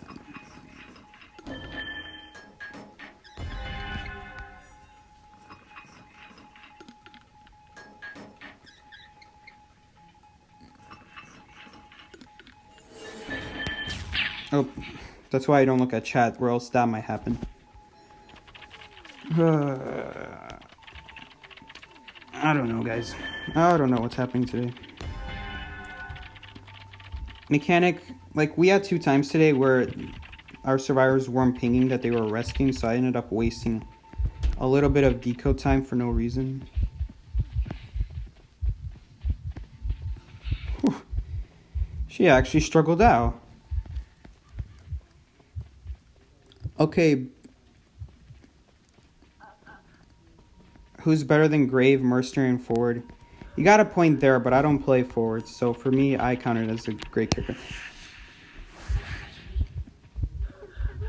Like, I'm not trying to rate characters off of okay, is there a better option than Gravekeeper? Yes, but that doesn't mean Gravekeeper is still not an amazing choice to take in rank. Gravekeeper is still an amazing choice to take in rank. Like, if I see a Gravekeeper, I am very, very happy.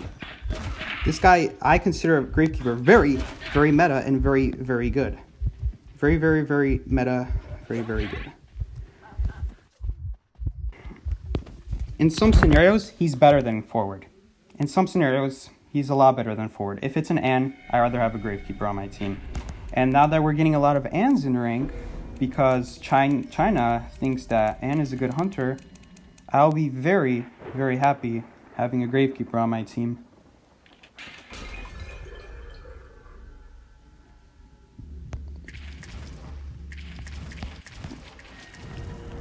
If we're talking tournaments, yes, Numer, you can make the argument, but we're talking rank here.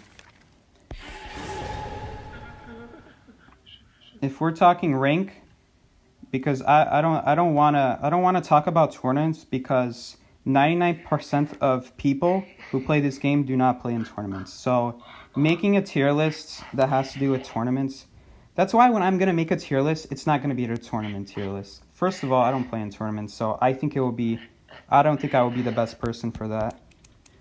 And second, it's just more useful for players than if, like, you made a tournament tier list and you, like... Because then people get the wrong impression. Then people, like, they see Embalmer and Gardener in D tier in tournaments, sometimes A tier even. In some, you can make, like, seriously, those are good survivors in tournaments. I'm not gonna lie. Those are good survivors in tournaments.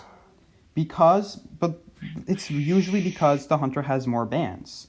If we look at rank, the hunter only has 1 survivor ban, and you as a survivor only have 1 hunter ban. It's even on both sides. The problem is there's way more survivors than hunters, so you as a survivor have a ban advantage in that case in rank. So if we consider it from a rank perspective, I'm not even talking to Numer at this point. Numer already knows this. I'm talking to you guys at this point. Numer already knows. But I'm trying to say that in terms of, like, rank, Embalmer and Gardener, yes, they're good in tournaments when there's, like, 3 or 4 survivors banned, because then there's few other survivors that fulfill a good job like they do. But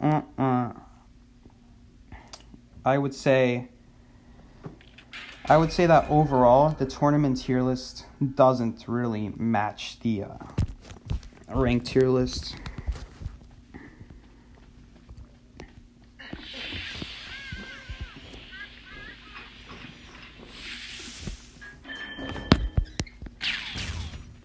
It's an Ann, which is very interesting. Hold up, Numer said something. Most of the time, low tier, mid tier Graves gets Hershok trying to use this tray when someone's out of the shovel. Numer, I'm not most people, yo. I'm not most people. Besides, I still think he's a good survivor. I'm sorry, you also think that. Where we differ is S tier. And, like, at this point, is it even worth arguing about this? Because, like, we both know he's good. It doesn't really matter if, I think he's slightly better than you think, or, no, he is slightly worse. But at the end of the day, we both still think he's a very good survivor. So, I think we can settle we can agree to disagree, I guess. In rank, I'm happy to see a gray because his decoding debuff is insanely low. Oh, yeah. That's what I love about him. Oh, yeah. Man, I remember for so many years, I thought Coordinator was better than Mercenary. I will admit I was wrong about that. That is something I was indeed wrong about.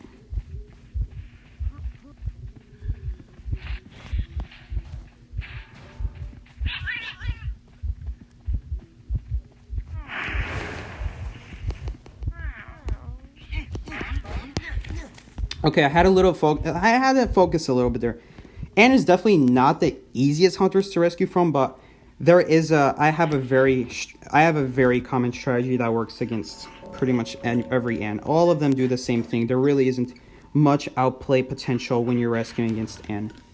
Penguin and Sculptors, I really don't like rescuing against because, they're so random.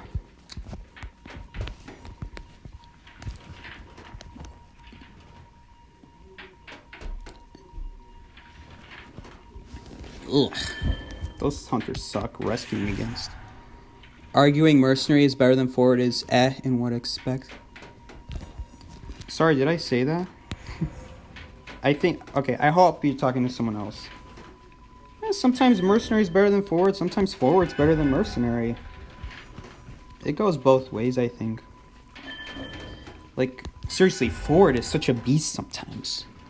Do not underestimate that man. Okay, we're gonna get a cipher done. Seer is working on another cipher. Guys, I have no idea where the Forward cipher is because I wasn't paying attention after all that talking.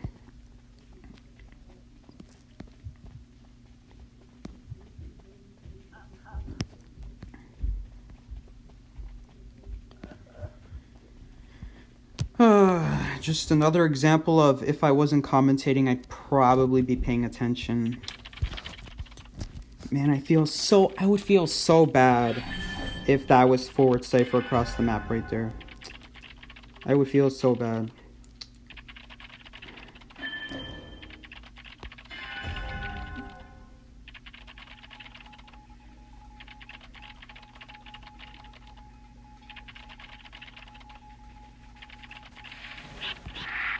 Oops, yeah, I wasn't reading chat. Obviously, if you guys see a random cat coming towards you, don't just sit there and do nothing. Guys, you guys have a lot to say today.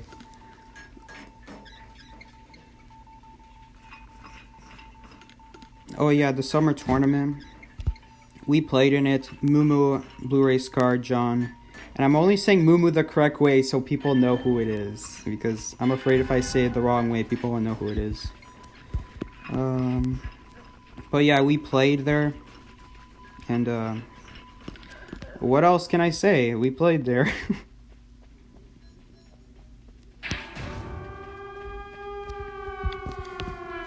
Always let the mercenary decode the gate so that if he gets teleported on, he can just elbow pad away.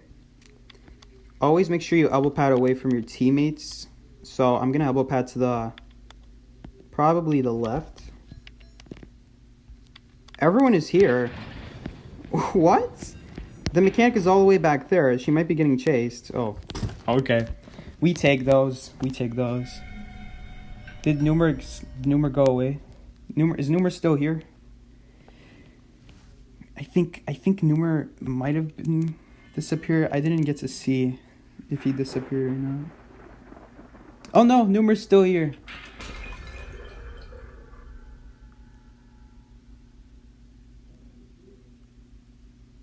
Yes, Numer explaining why Barmaid is bad. Thank you, Numer.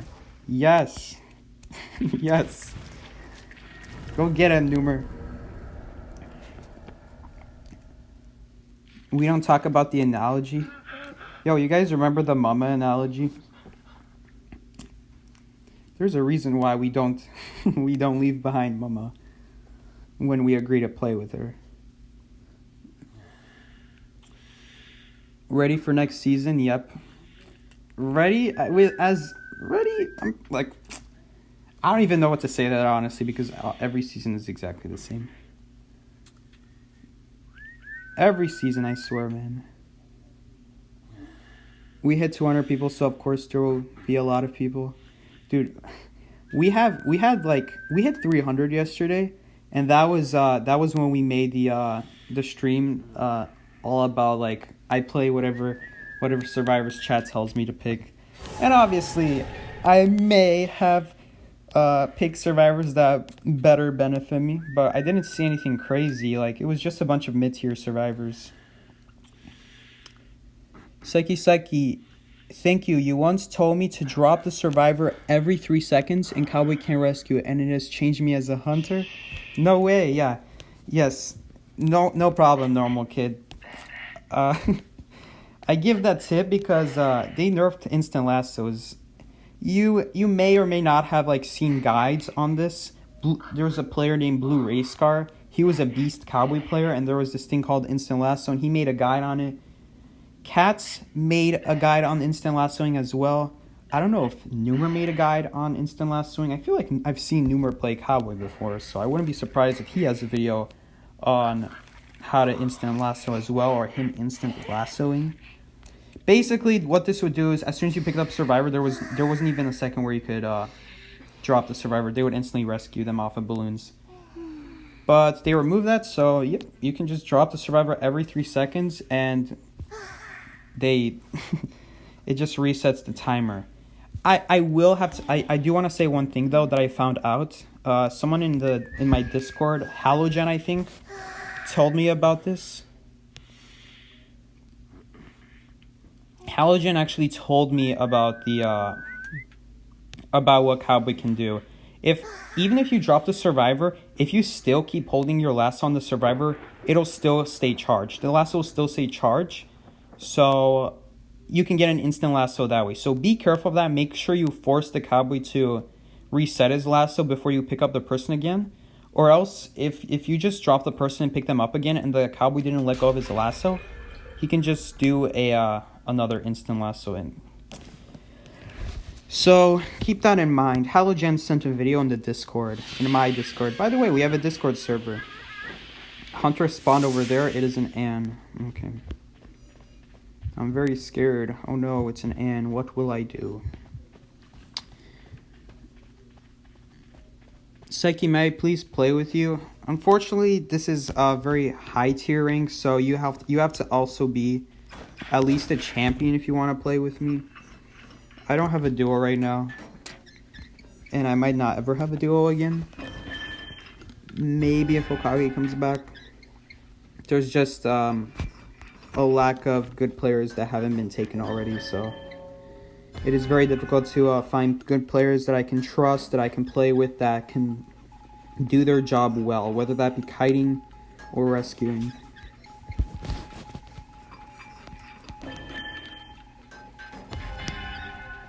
Do we even rescue them? I say no. It's not that I can't rescue that. It's just that we're a little bit too far away, and against Anne, you have to go to the chair a little bit early. And for me to do that, it would cost a few elbow pads, and I don't think that's worth all the elbow pads.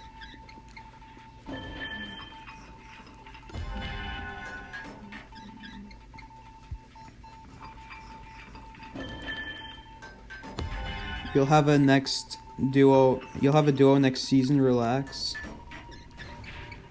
I don't know what you mean, Numer. Duos don't show up based off of what season it is. You find a duo or you don't. I don't know, maybe Numer is hinting that he's gonna be my duo.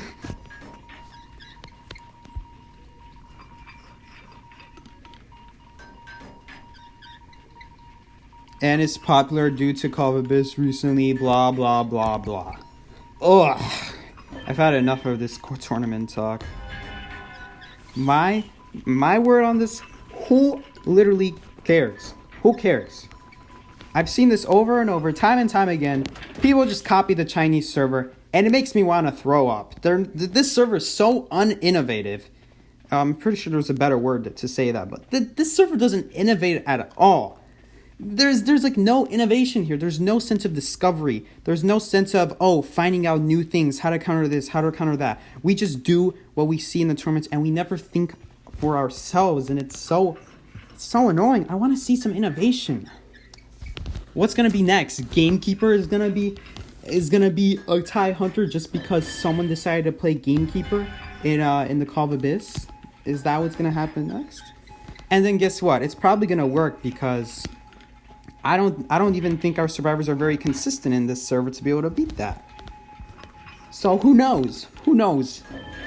Who knows? RAM mode engaged. Rant mode has been engaged.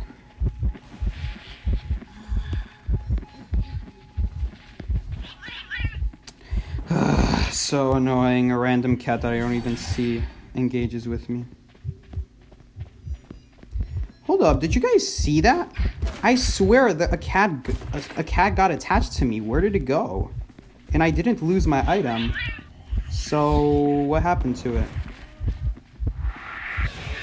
Okay, well now we lost our item.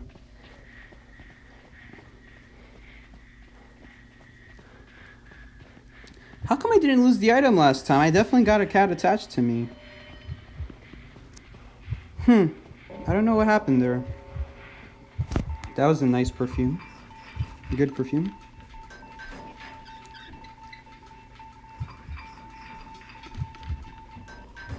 Numer, can you explain that?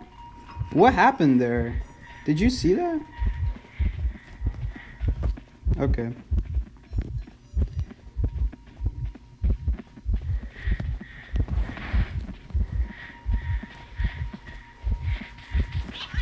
This Anne is not stupid. I wish she was. Man, the double dash. The double dash. When she used to not have that, it used to be a lot worse. It used to make Anne so much worse. I should really play Anne. Because the thing about me is that I learn new hunters by playing them. And so that way I don't forget about their abilities. But when I kite Anne, I'm thinking of old Anne. I'm thinking of the old Anne, the one that only had one dash at a time, where her cats took forever to recharge. The cats still function the same way, by the way. That part hasn't changed. It's just before you could definitely like abuse it. As soon as they dash once, you definitely didn't have to worry about it again.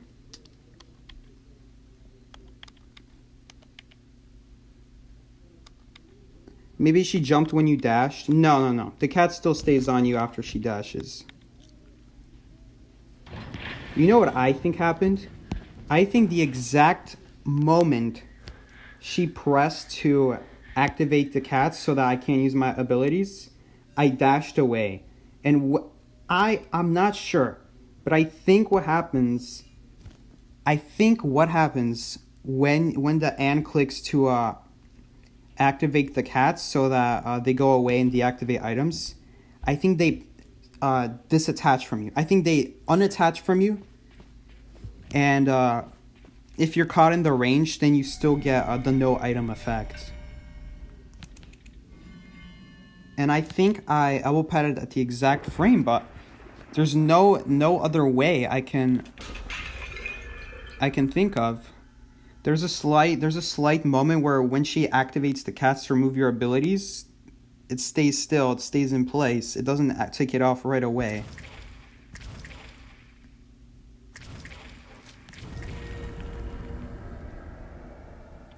Yeah, but the cat let go of me. The cat definitely let go of me. I definitely got caught by a cat.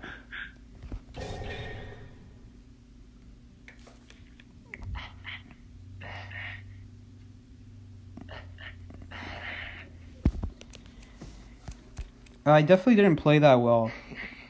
I shouldn't have taken that hit at all.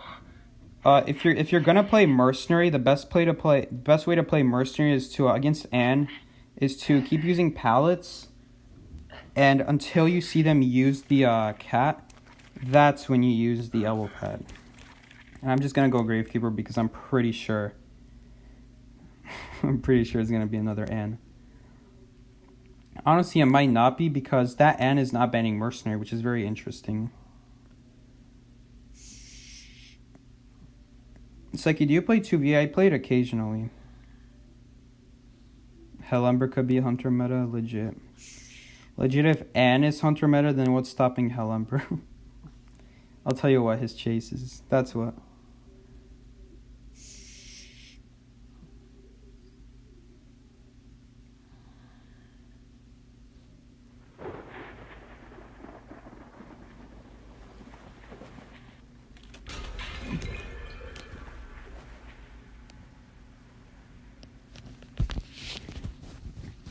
Let's see if Hunter got the shore spawn. I don't see anything, so probably not. If you get that spawn right outside the ship, there's a possibility the Hunter will spawn right outside shore and you could see their shadow. Just a small thought. There are ways to see who the Hunter is without actually getting a spawn that guarantees where the Hunter is or who they even are. Seki, what's your favorite S tier? I mean, honestly, none of the S tier survivors are really my favorite. Then again, jeez, I don't really have a favorite survivor now that I think about it. Maybe this is proof that I'm just getting bored of this game. I used to really like playing Coordinator and Perfumer because they were S tier. They were S tier. They were skillful to use. And they were fun to use. Coordinator and Perfumer were both used to be S tier. But now the meta is like kind of like all the rescuers are S tier basically. You got except Coordinator, of course. You got Mercenary. I hate Mercenary. You got Forward. I don't hate Forward, but I definitely don't like him because, you know, rescuing. I just don't like the aspect of rescuing in this game. I don't like the concept of rescuing because the thing about rescuing Identity 5 is your team doesn't really get anything from a good rescue, but your team loses a lot if you get a bad rescue. So you can have an amazing rescuer and a bad kite, and you'll probably still lose because it was really all up to that kite. I don't know who's coming. Why is someone running over here?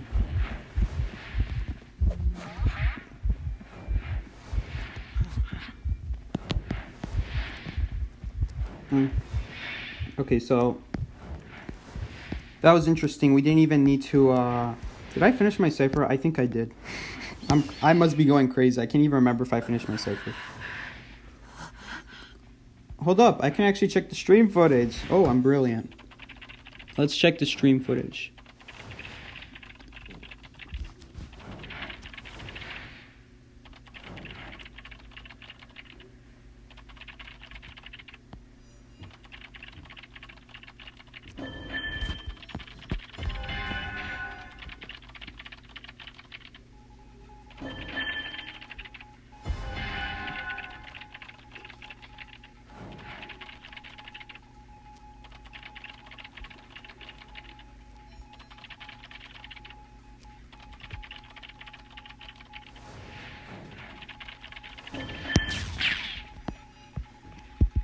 Hold up. How come players don't pick Rescuer? What if Psyche didn't go Rescuer? Wouldn't someone else go Rescuer? Yes, usually someone else will go Rescuer because they're scared that no one else will.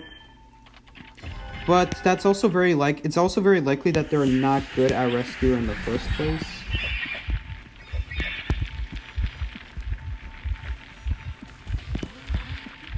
And so, like, if that ends up happening, you got yourself a problem. Speaking of problems, if that violinist kept chasing me, I would have been in my own problem. But,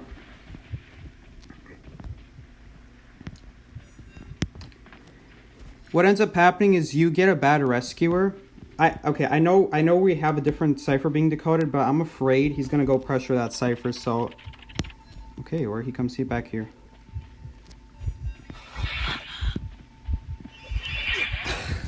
That reached. Okay, for those that don't know, there's a limit with how far a no can be placed. If you try to place it too far, it just cancels the no. But he just barely had enough range. Jeez. Okay, well that's slightly annoying, but it actually really doesn't matter. If anything, it might be better for us because I saved a shovel for late game now. Please don't do a bad rescue. This is what I mean, guys. That was a very bad rescue. He's lucky the gates were primed. He's also lucky that he didn't activate the no before he rescued, else we would have been in such a worse scenario. You have to wait. Like, you have to wait. Like, the hunter's behind a rock. Hunter's gonna be impatient. They're gonna be scared, and they're gonna straight up just use the second no. You have to be patient as rescuer.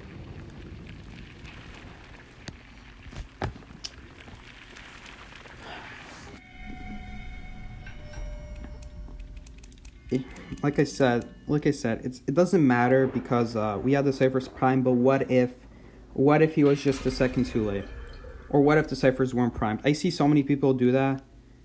I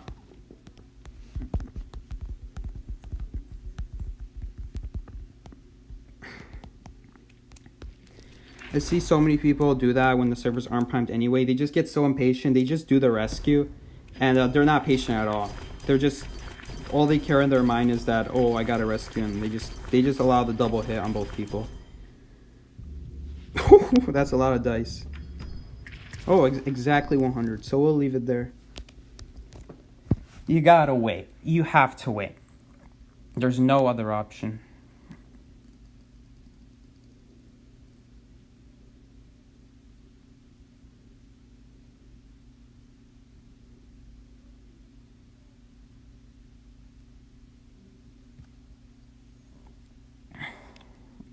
Even Numer is saying X-Boy always bans Mac. I'm gonna tell Mickey.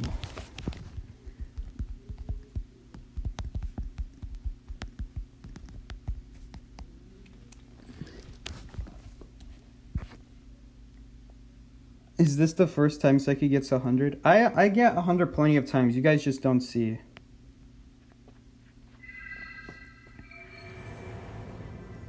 I get it at the end of every season.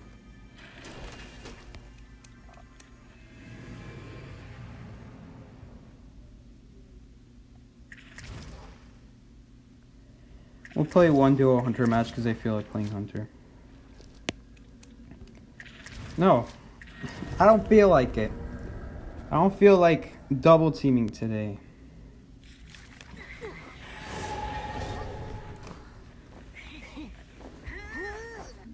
Dude, Numer, will you...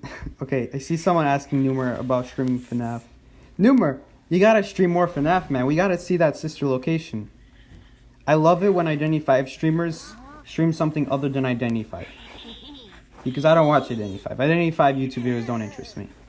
But I love it when those people branch out. It's so fun to see. And unfortunately, 90% of the audience for that Identity5 YouTuber won't watch it, unfortunately, because they're only interested in Identity5, which is the complete opposite of me. But hey, I love those FNAF videos. You keep bringing them, Numer. And I watched the Phasmophobia stream too. That one was really fun as well. I never watched them live though. I will admit, I never watch live streams live. I always wait until those live streams. Those live streams become YouTube videos because then I can start from the beginning.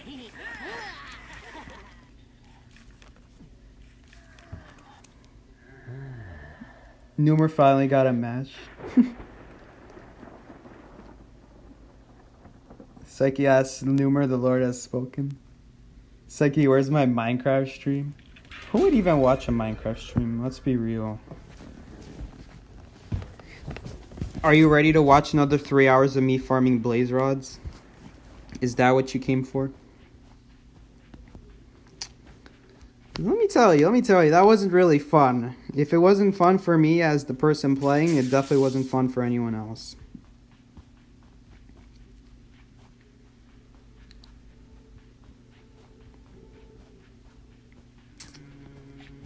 Man, this map is so obnoxious. This map is so good for survivors. Random boxes in the way.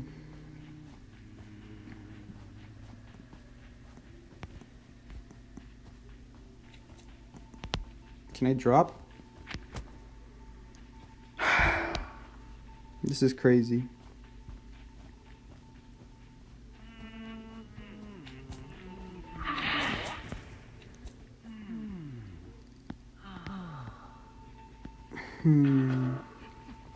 I wonder if we should keep chasing. We'll keep chasing for now because I think his resources are running pretty low at this point. And he's losing distance quick. I think we should have him right here.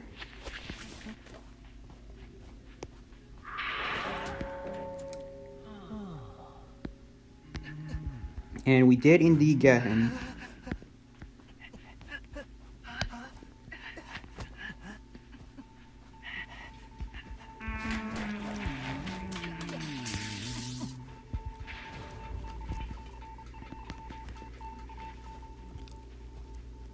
Psyche creative mode in Minecraft. I don't actually like creative mode.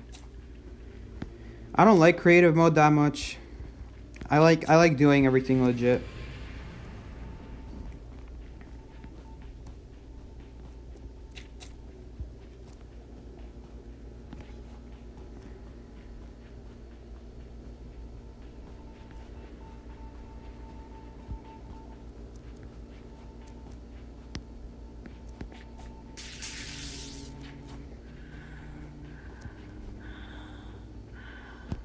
Okay, since he wasted his magnet, I can pretty much just do that and then do this again.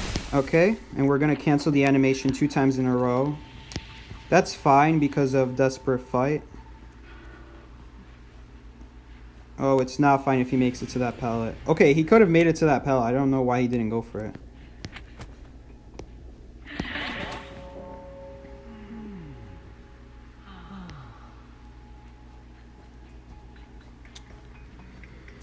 Honestly, screw your music box.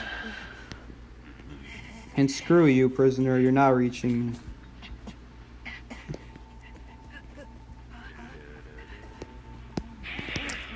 Okay, I got screwed up a little bit because of the struggle. Made me struggle into the desk.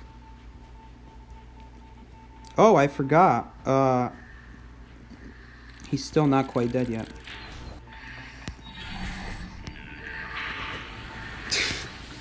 Okay, right there. Some of you guys may not know what I was doing right there, but I was aiming for where she was going to rescue if she touched the chair. When you touch the chair, it always goes to the you always immediately go on the left side of the chair.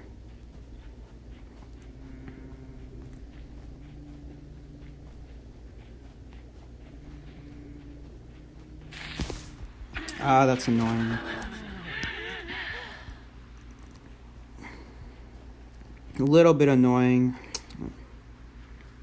I was trying to bait it out. And that's actually good for me because it actually takes less time for me to come out of get stunned than it is to come out of recovery.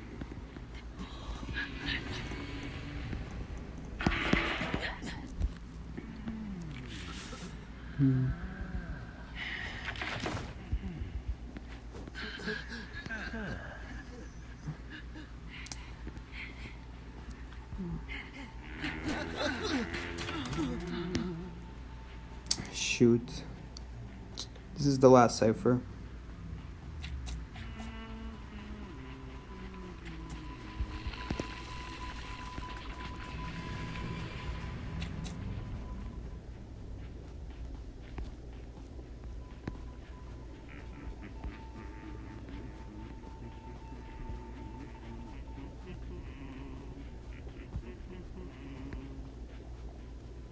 Okay, we got to take out the prospector because I cannot let him decode the cipher. Is it primed? Ah, it's primed. I didn't even know. I thought it was almost primed. Okay, I should have picked him up in that case because I didn't know it was primed. And I'm pretty sure she's not going to make it to the chair anymore. Okay, you know what? I'm not going to bet on that. I'm not betting on that. Okay, I'm glad I didn't. I'm glad I didn't bet on that.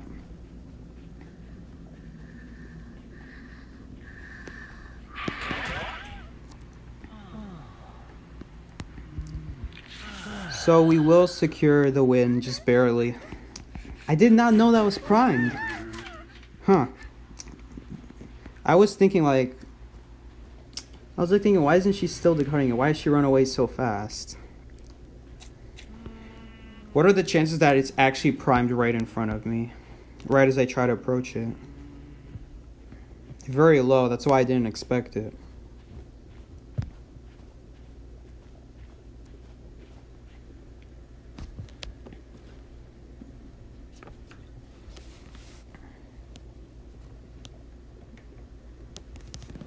Honestly, we probably should have tied. The painter didn't go for the window. I don't know why. He didn't go for the pallet, I mean.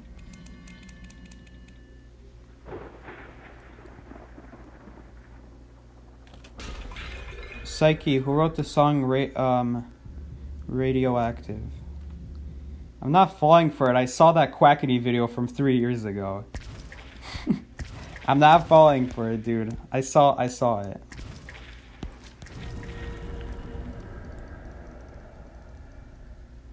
Psyche, mercenary cosplays is one of the cheapest cosplays out there. Yeah, I know. It's a bunch of rags. It's crazy cheap. I bet you.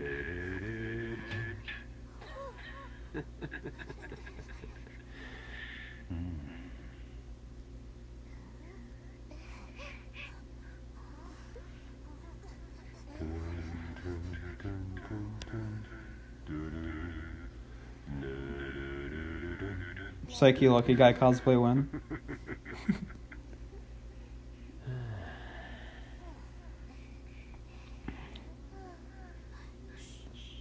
Am I not already lucky guy? I don't understand. Am I not already lucky guy?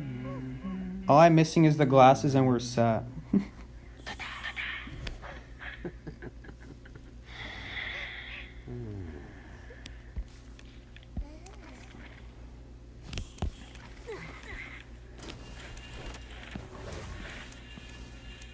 I'm feeling like Raggy Boy today.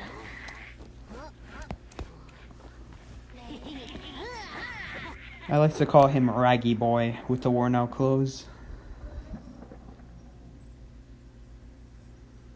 Psyche mercenary, you need to be a quarter furry.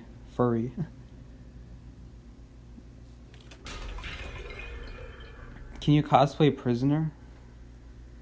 There are already people cosplaying prisoner. Oh, that was mean.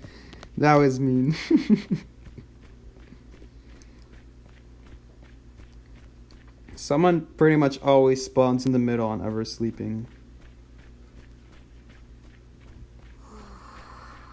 Well, hey, can you give me a free hit? You will. That was unexpected.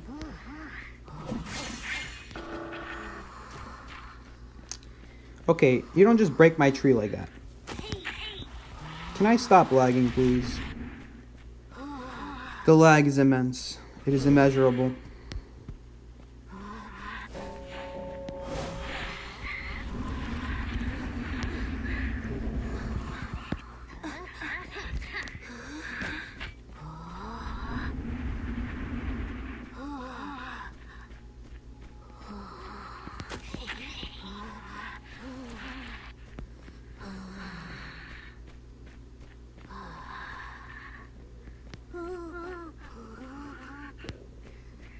Okay, we see the coroner, so she is rescuing. She is, in fact, rescuing. Okay, I almost grabbed that soul.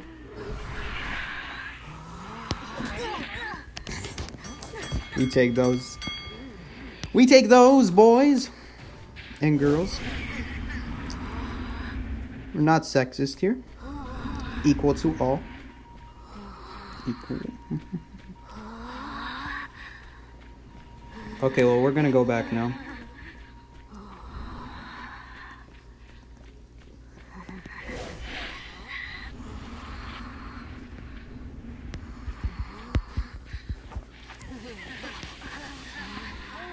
We take those. We take the TS's. Terror shocks for Axeboy need to be removed. How can you react to that? That is not possible to react to. He swings too quickly to react to with human reflexes. I don't care what you guys say, Terror Shocks need to be removed from chairs. It's not fair for certain hunters. For some hunters, it's fair, because Photographer and Blood Queen and those types of hunters attack super slow, so you can react to their swing. But hunters like Axe Boy, they attack so quick, there's no way. There's no way. Okay, usually people try to juke the soul.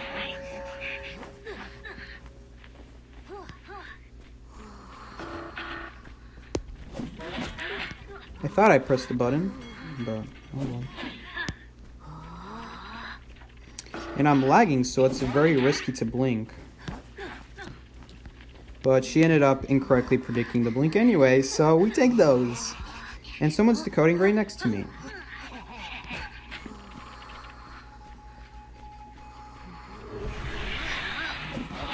And she can... I'm fine with her instant rescuing. I actually want survivors to instantly rescue, because then it saves a lot of time for me as a hunter. That's a lot less time they have to decode. Hello. That was too easy.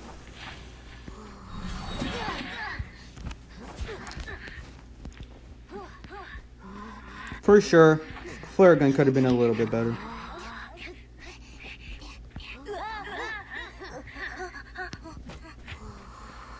Wow, they just keep breaking my tree over there. Wow, look at how perfect this path is. That is so perfect. That's why I place trees ahead of time. That's why it's good to do that.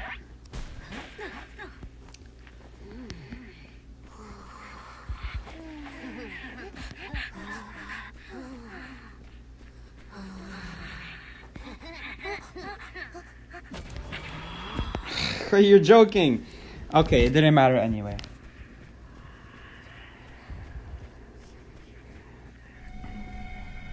I almost teleported to a different cipher on accident, because they just barely finished it in time. I honestly, I think I would have just teleported to the cipher I was about to anyway. I think I was about to do that.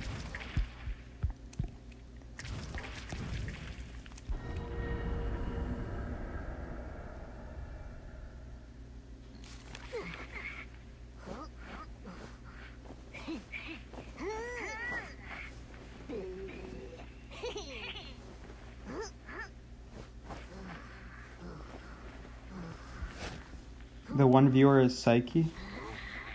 I have to watch my own stream to read the chat. Isn't that sad? I can also like my own stream. Hey, maybe you guys can also like the stream. You know, make it easier to get recommended to other people. You know, that'd be really helpful. Thank you guys.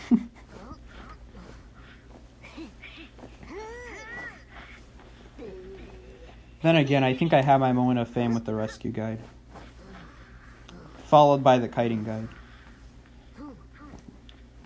Guys, I used to not be a popular person. Then I just made those two videos and all of this happened. Seki, do you have the Edward skin? I could have bought it when it was available, but I chose not to because I thought it was like a waste of... I just thought it was a waste of my fragments. You know, I don't spend any money on the game, and even though it supports the devs of this game, you know, I just prefer to save my money. So I haven't spent a dime on the game, which means everything that I own, I want to make the most of it. I don't want to waste the things I have. So I didn't buy it because I already have a few Ripper skins anyway. And like, I'm always going to wear this skin. I'm always going to wear this skin. Almost no one has this skin. This is a Call of Abyss 2 skin. And it's not coming back, so. Yeah. Personal opinions. You thought I liked rare skins? I do, but I'm not really passionate for the anime ones. Skins that come from animes, I prefer original skins.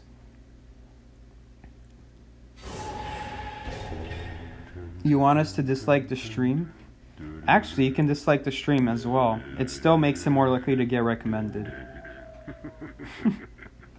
If you dislike a stream, I'm pretty sure it does the same thing as liking it, so go ahead and dislike it if you want. Because I benefit off it anyway. Which is, that is why you guys should not dislike the The YouTube rewinds. It just makes it more and more recommended to everybody. But YouTube doesn't want to tell you that.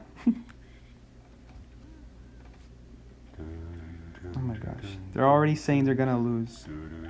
Have some faith in yourselves, you guys. I only main survivor. It's not like I'm a good hunter.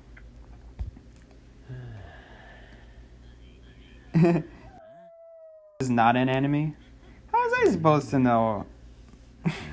So is Edward Scissorhands not an enemy? Jeez, I'm learning something new today. Learning something new. If it's crossover, it's anime. Exactly. Thank you. That is exactly what I think. If it's crossover, it's anime. Seki, what's your opinion on Wildling? I think in a good team, he can be fine because he's basically a survivor the hunter can't catch late game. He can just run out to the gate or to the dungeon. There's nothing you can do about him. In terms of protecting people, though, he's not very good at it because there's a delay every time he wants to try to dash. But he's really, really good late game. And if you have teammates that know how to communicate, how to tell each other where they are, it could come in more useful there. I think in a tournament setting, it would be much, much more helpful. But as it stands right now in a rank match, if you were to play him in a rank match today, I would not really recommend it just because of the fact that... just because of the fact that a lot of people die so quickly.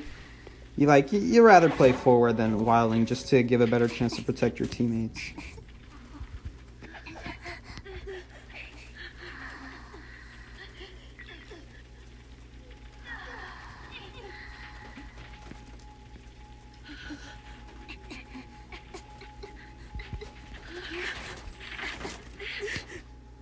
Coraline and Identify would make no difference. I actually watched Coraline, so I wouldn't call that an anime. It was quite a good one, if I do say so myself. Okay, she got me. But maybe we can get her? No, we don't. Okay, it was close. Not the greatest. Not the greatest choices by me, I will say. That was amazing, though. Love that. Love to do that. Another reason why I don't like to play coordinator anymore. Man, that can happen. It's so bad. It's so bad if that happens.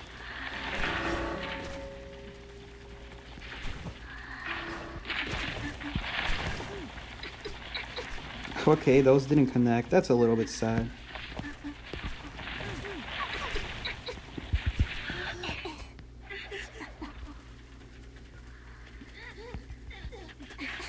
Identify is just Coraline Fortnite.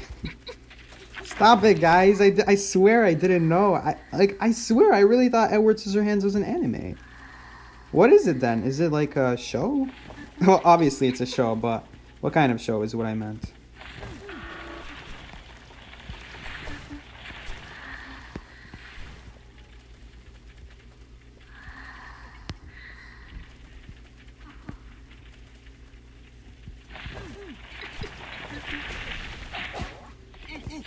He's still gonna get the rescue off, unfortunately, but I would say that was a pretty good by me overall.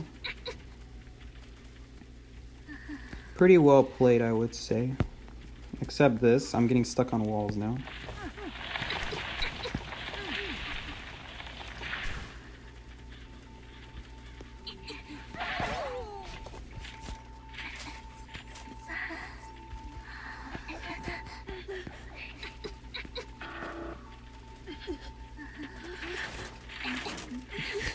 You guys are still talking about this movie. No one's talking about how amazing this sculptor gameplay has been so far. Come on, guys. You gotta admit, that was pretty insane.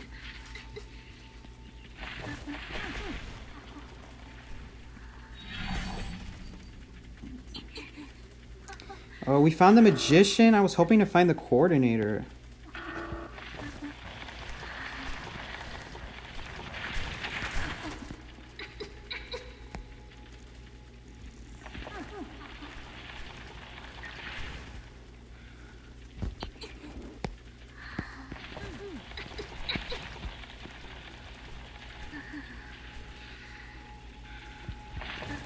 Okay, that was well played on him. Okay, this guy really knows how to play his magician well. I think he's playing it very well so far.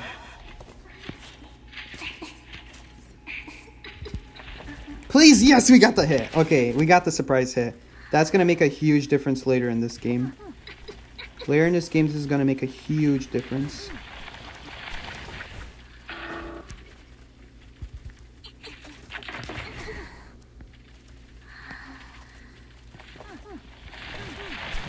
Okay, that was cool.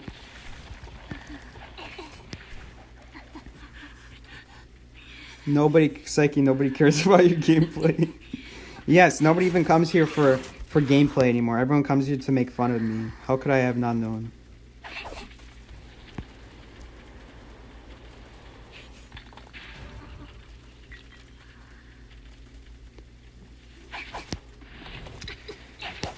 Man, he just psychied me. That's something Psyche would do. Can I stop lagging? I can't play statues if I'm lagging.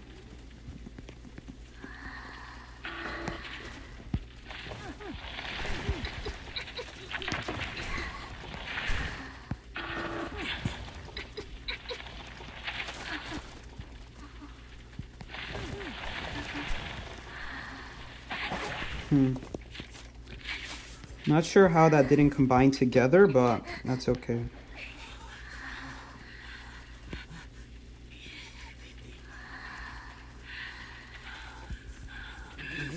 He psychied Psyche, exactly. That's something I would do to the hunter.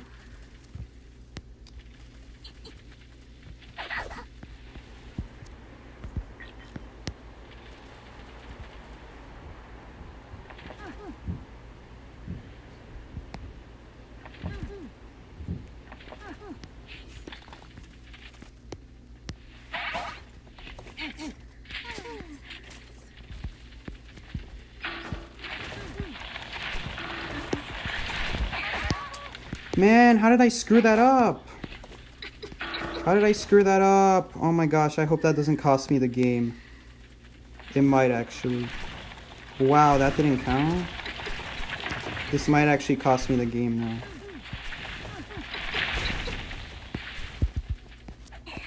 Okay, thank goodness it didn't.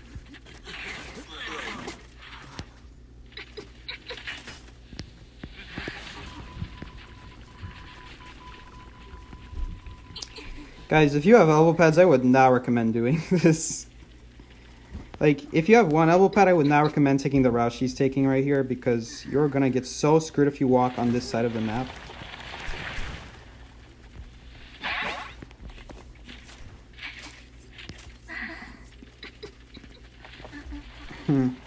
Okay.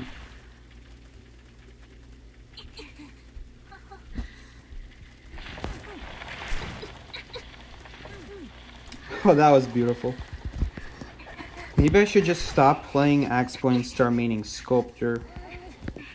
Because clearly I'm doing well. Okay, except until I did this. Okay, no one's there. I do that just to see if the statue finds someone.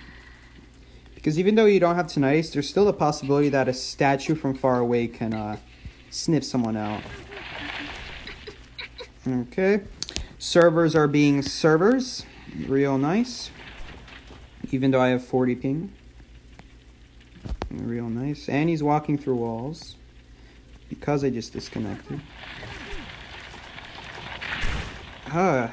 So you're telling me none of those combined together?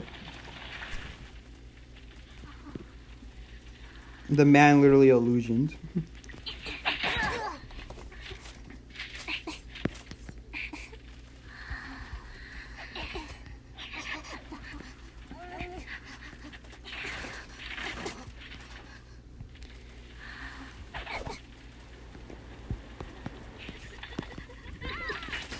Well, I will feel pretty dumb if the dungeon is over there. Guys, what am I doing? I literally saw the... What am I doing? My memory is like that of a goldfish when I streamed this game. I checked on the didn't I check on the coordinator here already? And Didn't I see that there's no dungeon here already? Okay, that did not go where I wanted it to go. I don't even know where this statue went. The statue must have spawned inside a rock.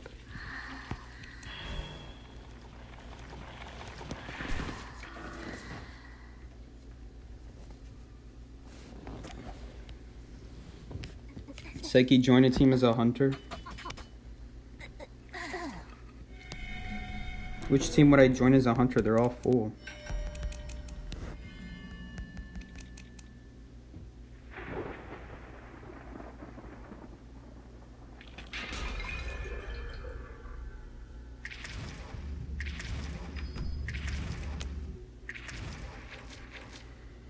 I don't even know what I'm doing anymore. Just teleporting to ciphers that don't even know where the dungeon is.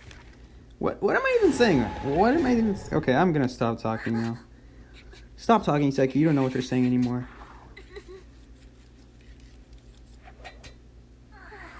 Join Numerous team. The thing is, I don't want to be a hunter. I want to be a survivor. Who cares about the hunter? Hunter is so skillless. I'm joking. But let's be real here. Top hunter, I wouldn't say top hunter is as admirable as top survivor, because with top survivors you have to work as a team. And that's a lot harder to do and a lot more admirable to do than like if you played hunter.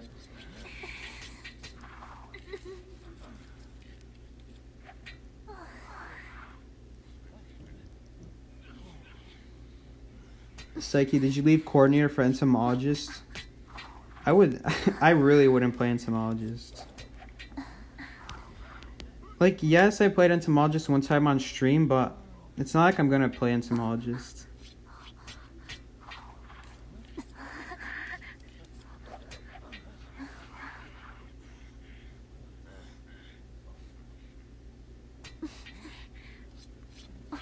Psyche gonna get canceled today. What about the grind to Hydra? Guys, I was joking. Were you guys actually thinking I was serious?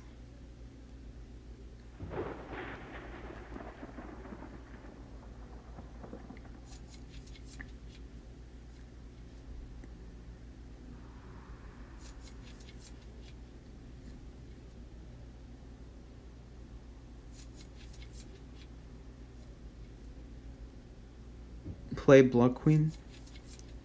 I don't like Blood Queen. She's very boring for me.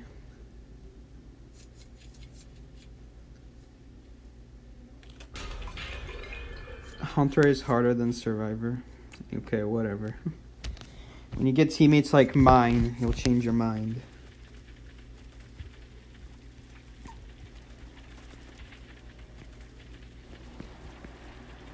And of course we get a map where I do not know the spawn zone.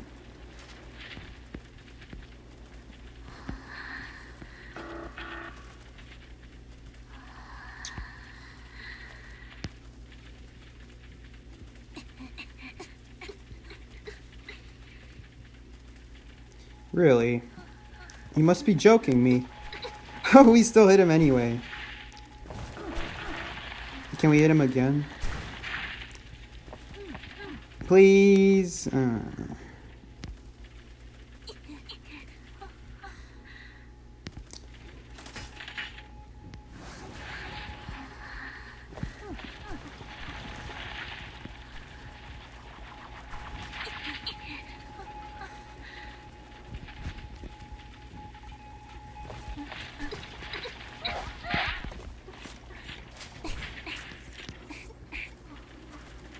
What about Anne? Anne is also boring.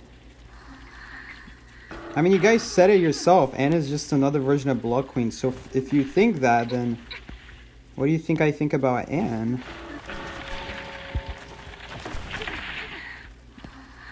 I don't like Anne. That's what I think. Really? I swung! The thing literally went up in the air. I literally swung. You can't be saying that. You can't tell me that. I literally swung.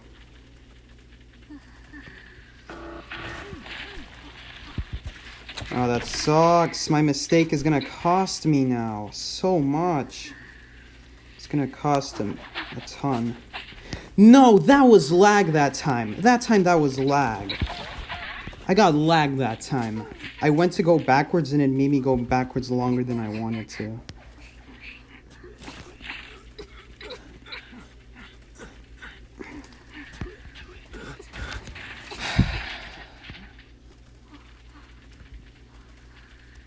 Voice crack.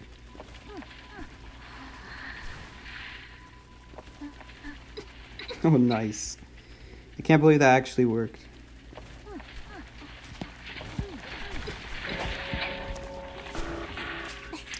Man, if I hit him with that statue again, that would have been something else.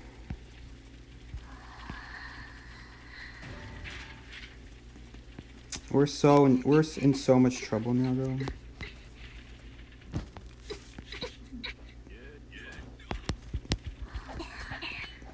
You wanna know why batter's not good?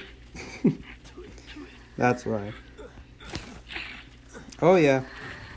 Come get me now, batter.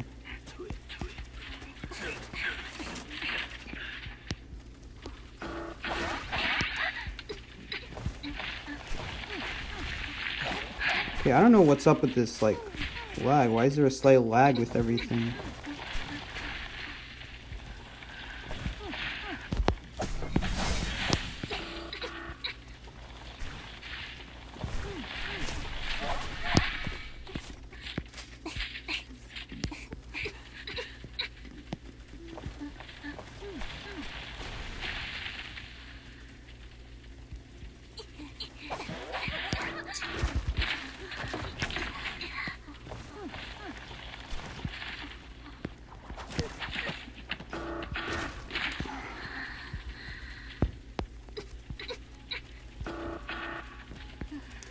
Okay, new plan.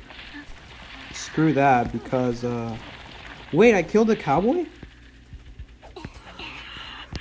We gotta go pick him up, then.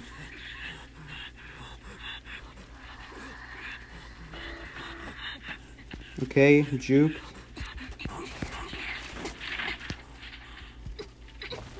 Oopsie, I didn't mean to do that.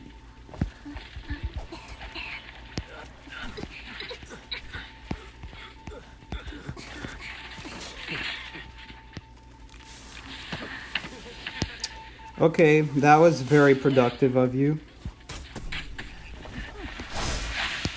That was also very productive of you. Messed up.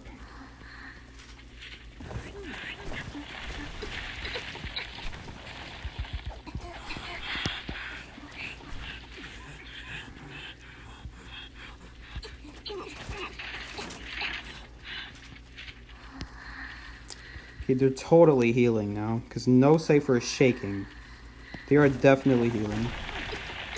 Right next to the cipher? Should have just teleported on there.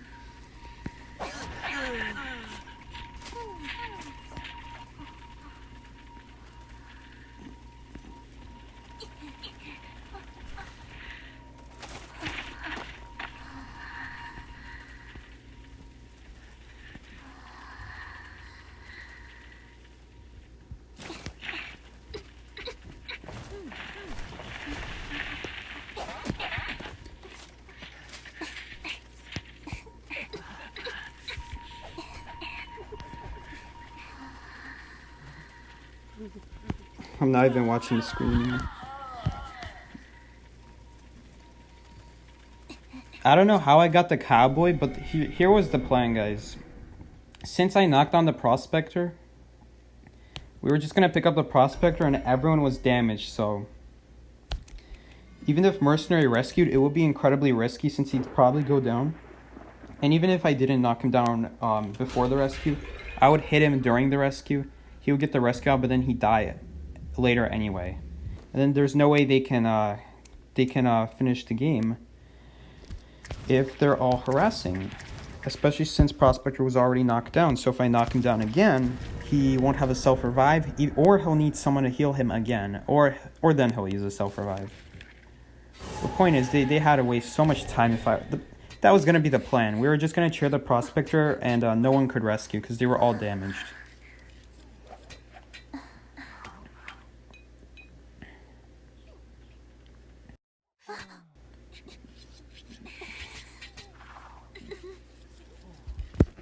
Let's go for one more game and then we'll call it quits here.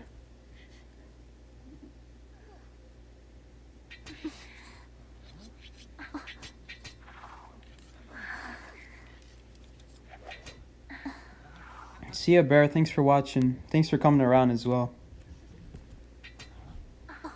Okay, we have double batters now. Seki, please play Axeboy. Sure, we'll play Axeboy. Because I actually like Axeboy.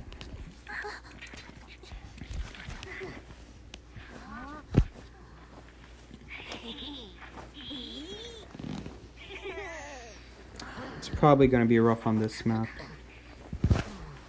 This map's probably going to be very rough for Axeboy. There's a lot of stairs, which means people are going to get attracted by souls a lot. What I'm worried about is the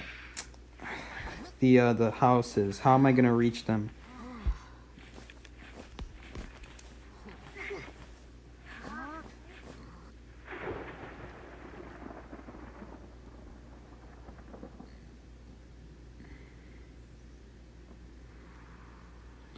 Man, I'm still trying to Oh! I see how I killed the cowboy. I see how I killed him now. I didn't even see him, but he was actually right next to the batter when I was trying to hit the batter with a statue. That's how. Okay. Now I know. That was very lucky. That was so lucky. We got quite the ways to go to the next cipher, so I'm just going to use a soul. This is a huge map. Okay, so someone revealed their location immediately.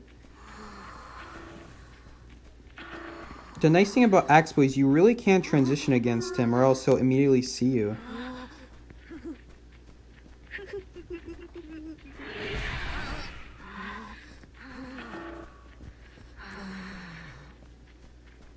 It's really good against Explorer too, now that I think about it. Because if Explorer tries to move away by hiding, then he's just gonna get caught with a soul, and the Axeboy will be able to see the purple soul, and they will be able to follow him.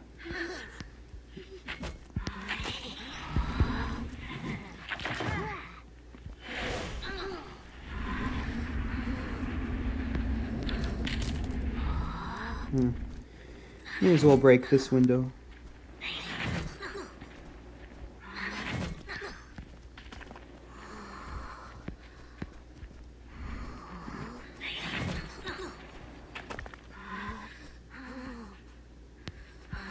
Okay, I see he was rescuing.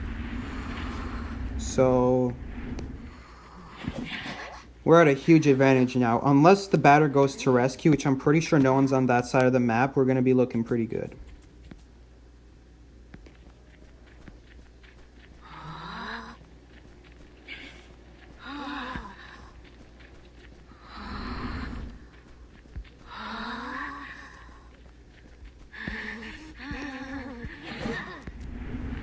Why is everybody here? Everybody's just staring at me.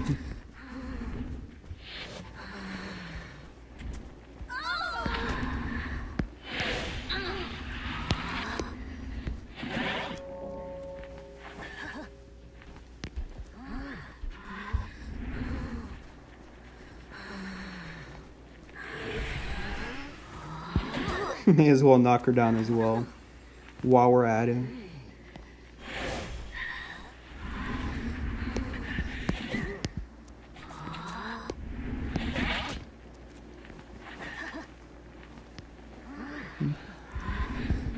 And we still have a forward to kill, so... Oh, he's not even going for me. He totally could have stunned me right there. I think he just gave up. I think they might know me. They might know me, maybe that's why.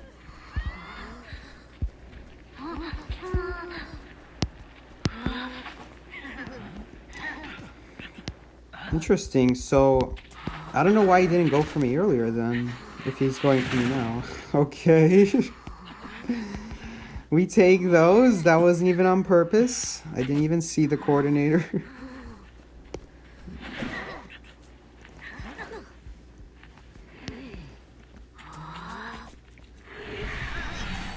That was... almost a perfect soul, but I had to use a blink, so I should have waited a little bit, but I'm afraid if I waited a little bit, it probably wouldn't be in range of him anymore.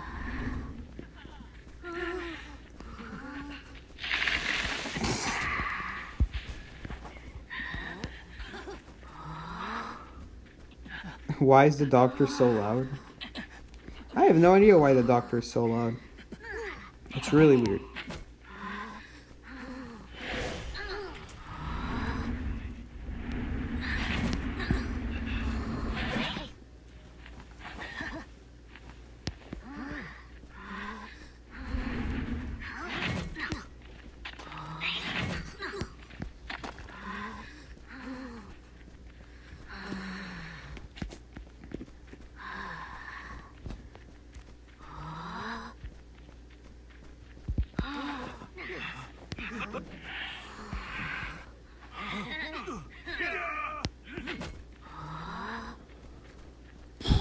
Not a single cipher done.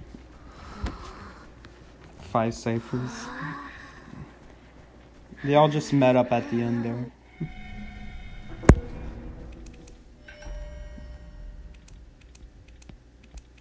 Hot dog for free.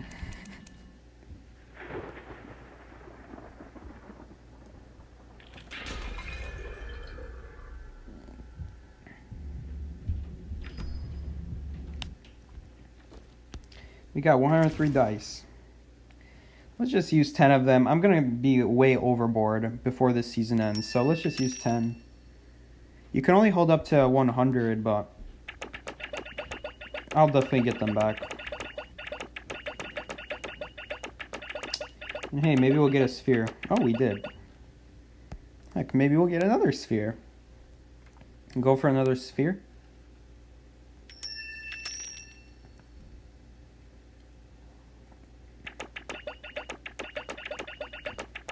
What on earth were they doing? They were clowning, that's what. They were indeed clowning.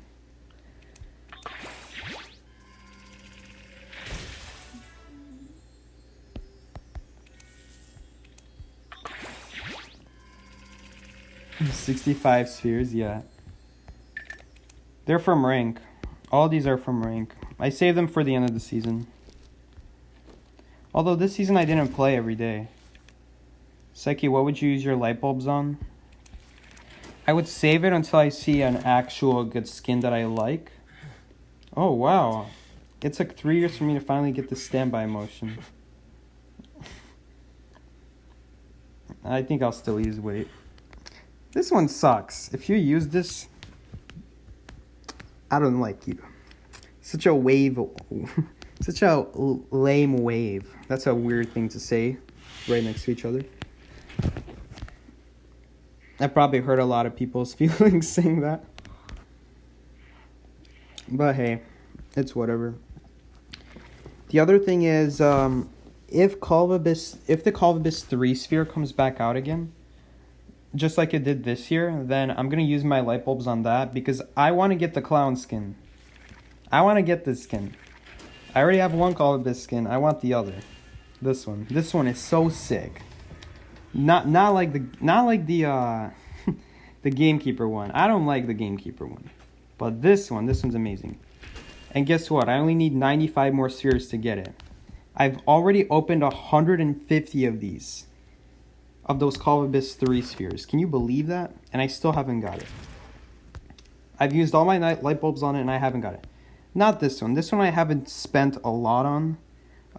In fact, I think I've spent almost nothing on this one. Almost no light bulbs.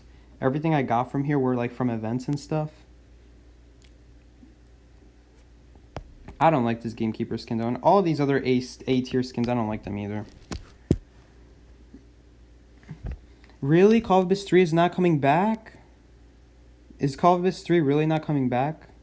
Well, here's the thing. Call of Abyss 2 didn't come back. Call of Abyss 2 never came back, okay? And it never will because every skin... I want to show you something. Okay, I have a few Call of Abyss 2 skins. Here's one. This is from Call of Abyss 2, okay? And what do you see? This one says limited, okay? And what does limited mean? Limited means it's never coming back. Here's another one. This one's never ever coming back. It's limited. And then there was the S tier skin for that year. This one's also limited. So I know these are never coming back. But look at these skins. Look at these skins. These say Call of Abyss on them. They don't say limited. So I have a feeling they're going to come back. If it came back for Call of Abyss 4, why would it not come back for Call of Abyss 5? Why would it not? It makes no sense. Look, here's another Call of Abyss 2 skin.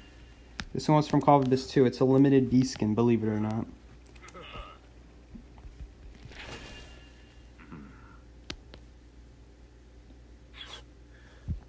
But yeah,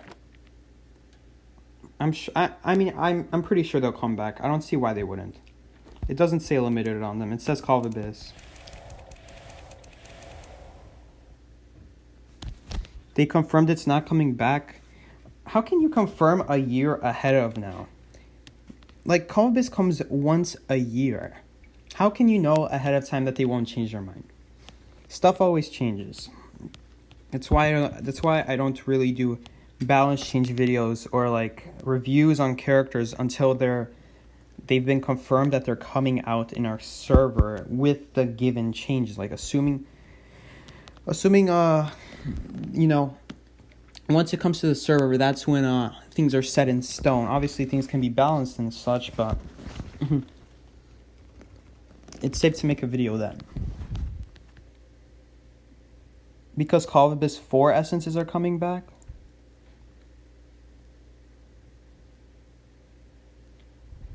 That would suck. That would suck if Call of Abyss if Call of Abyss 4 replaced Call of Abyss 3.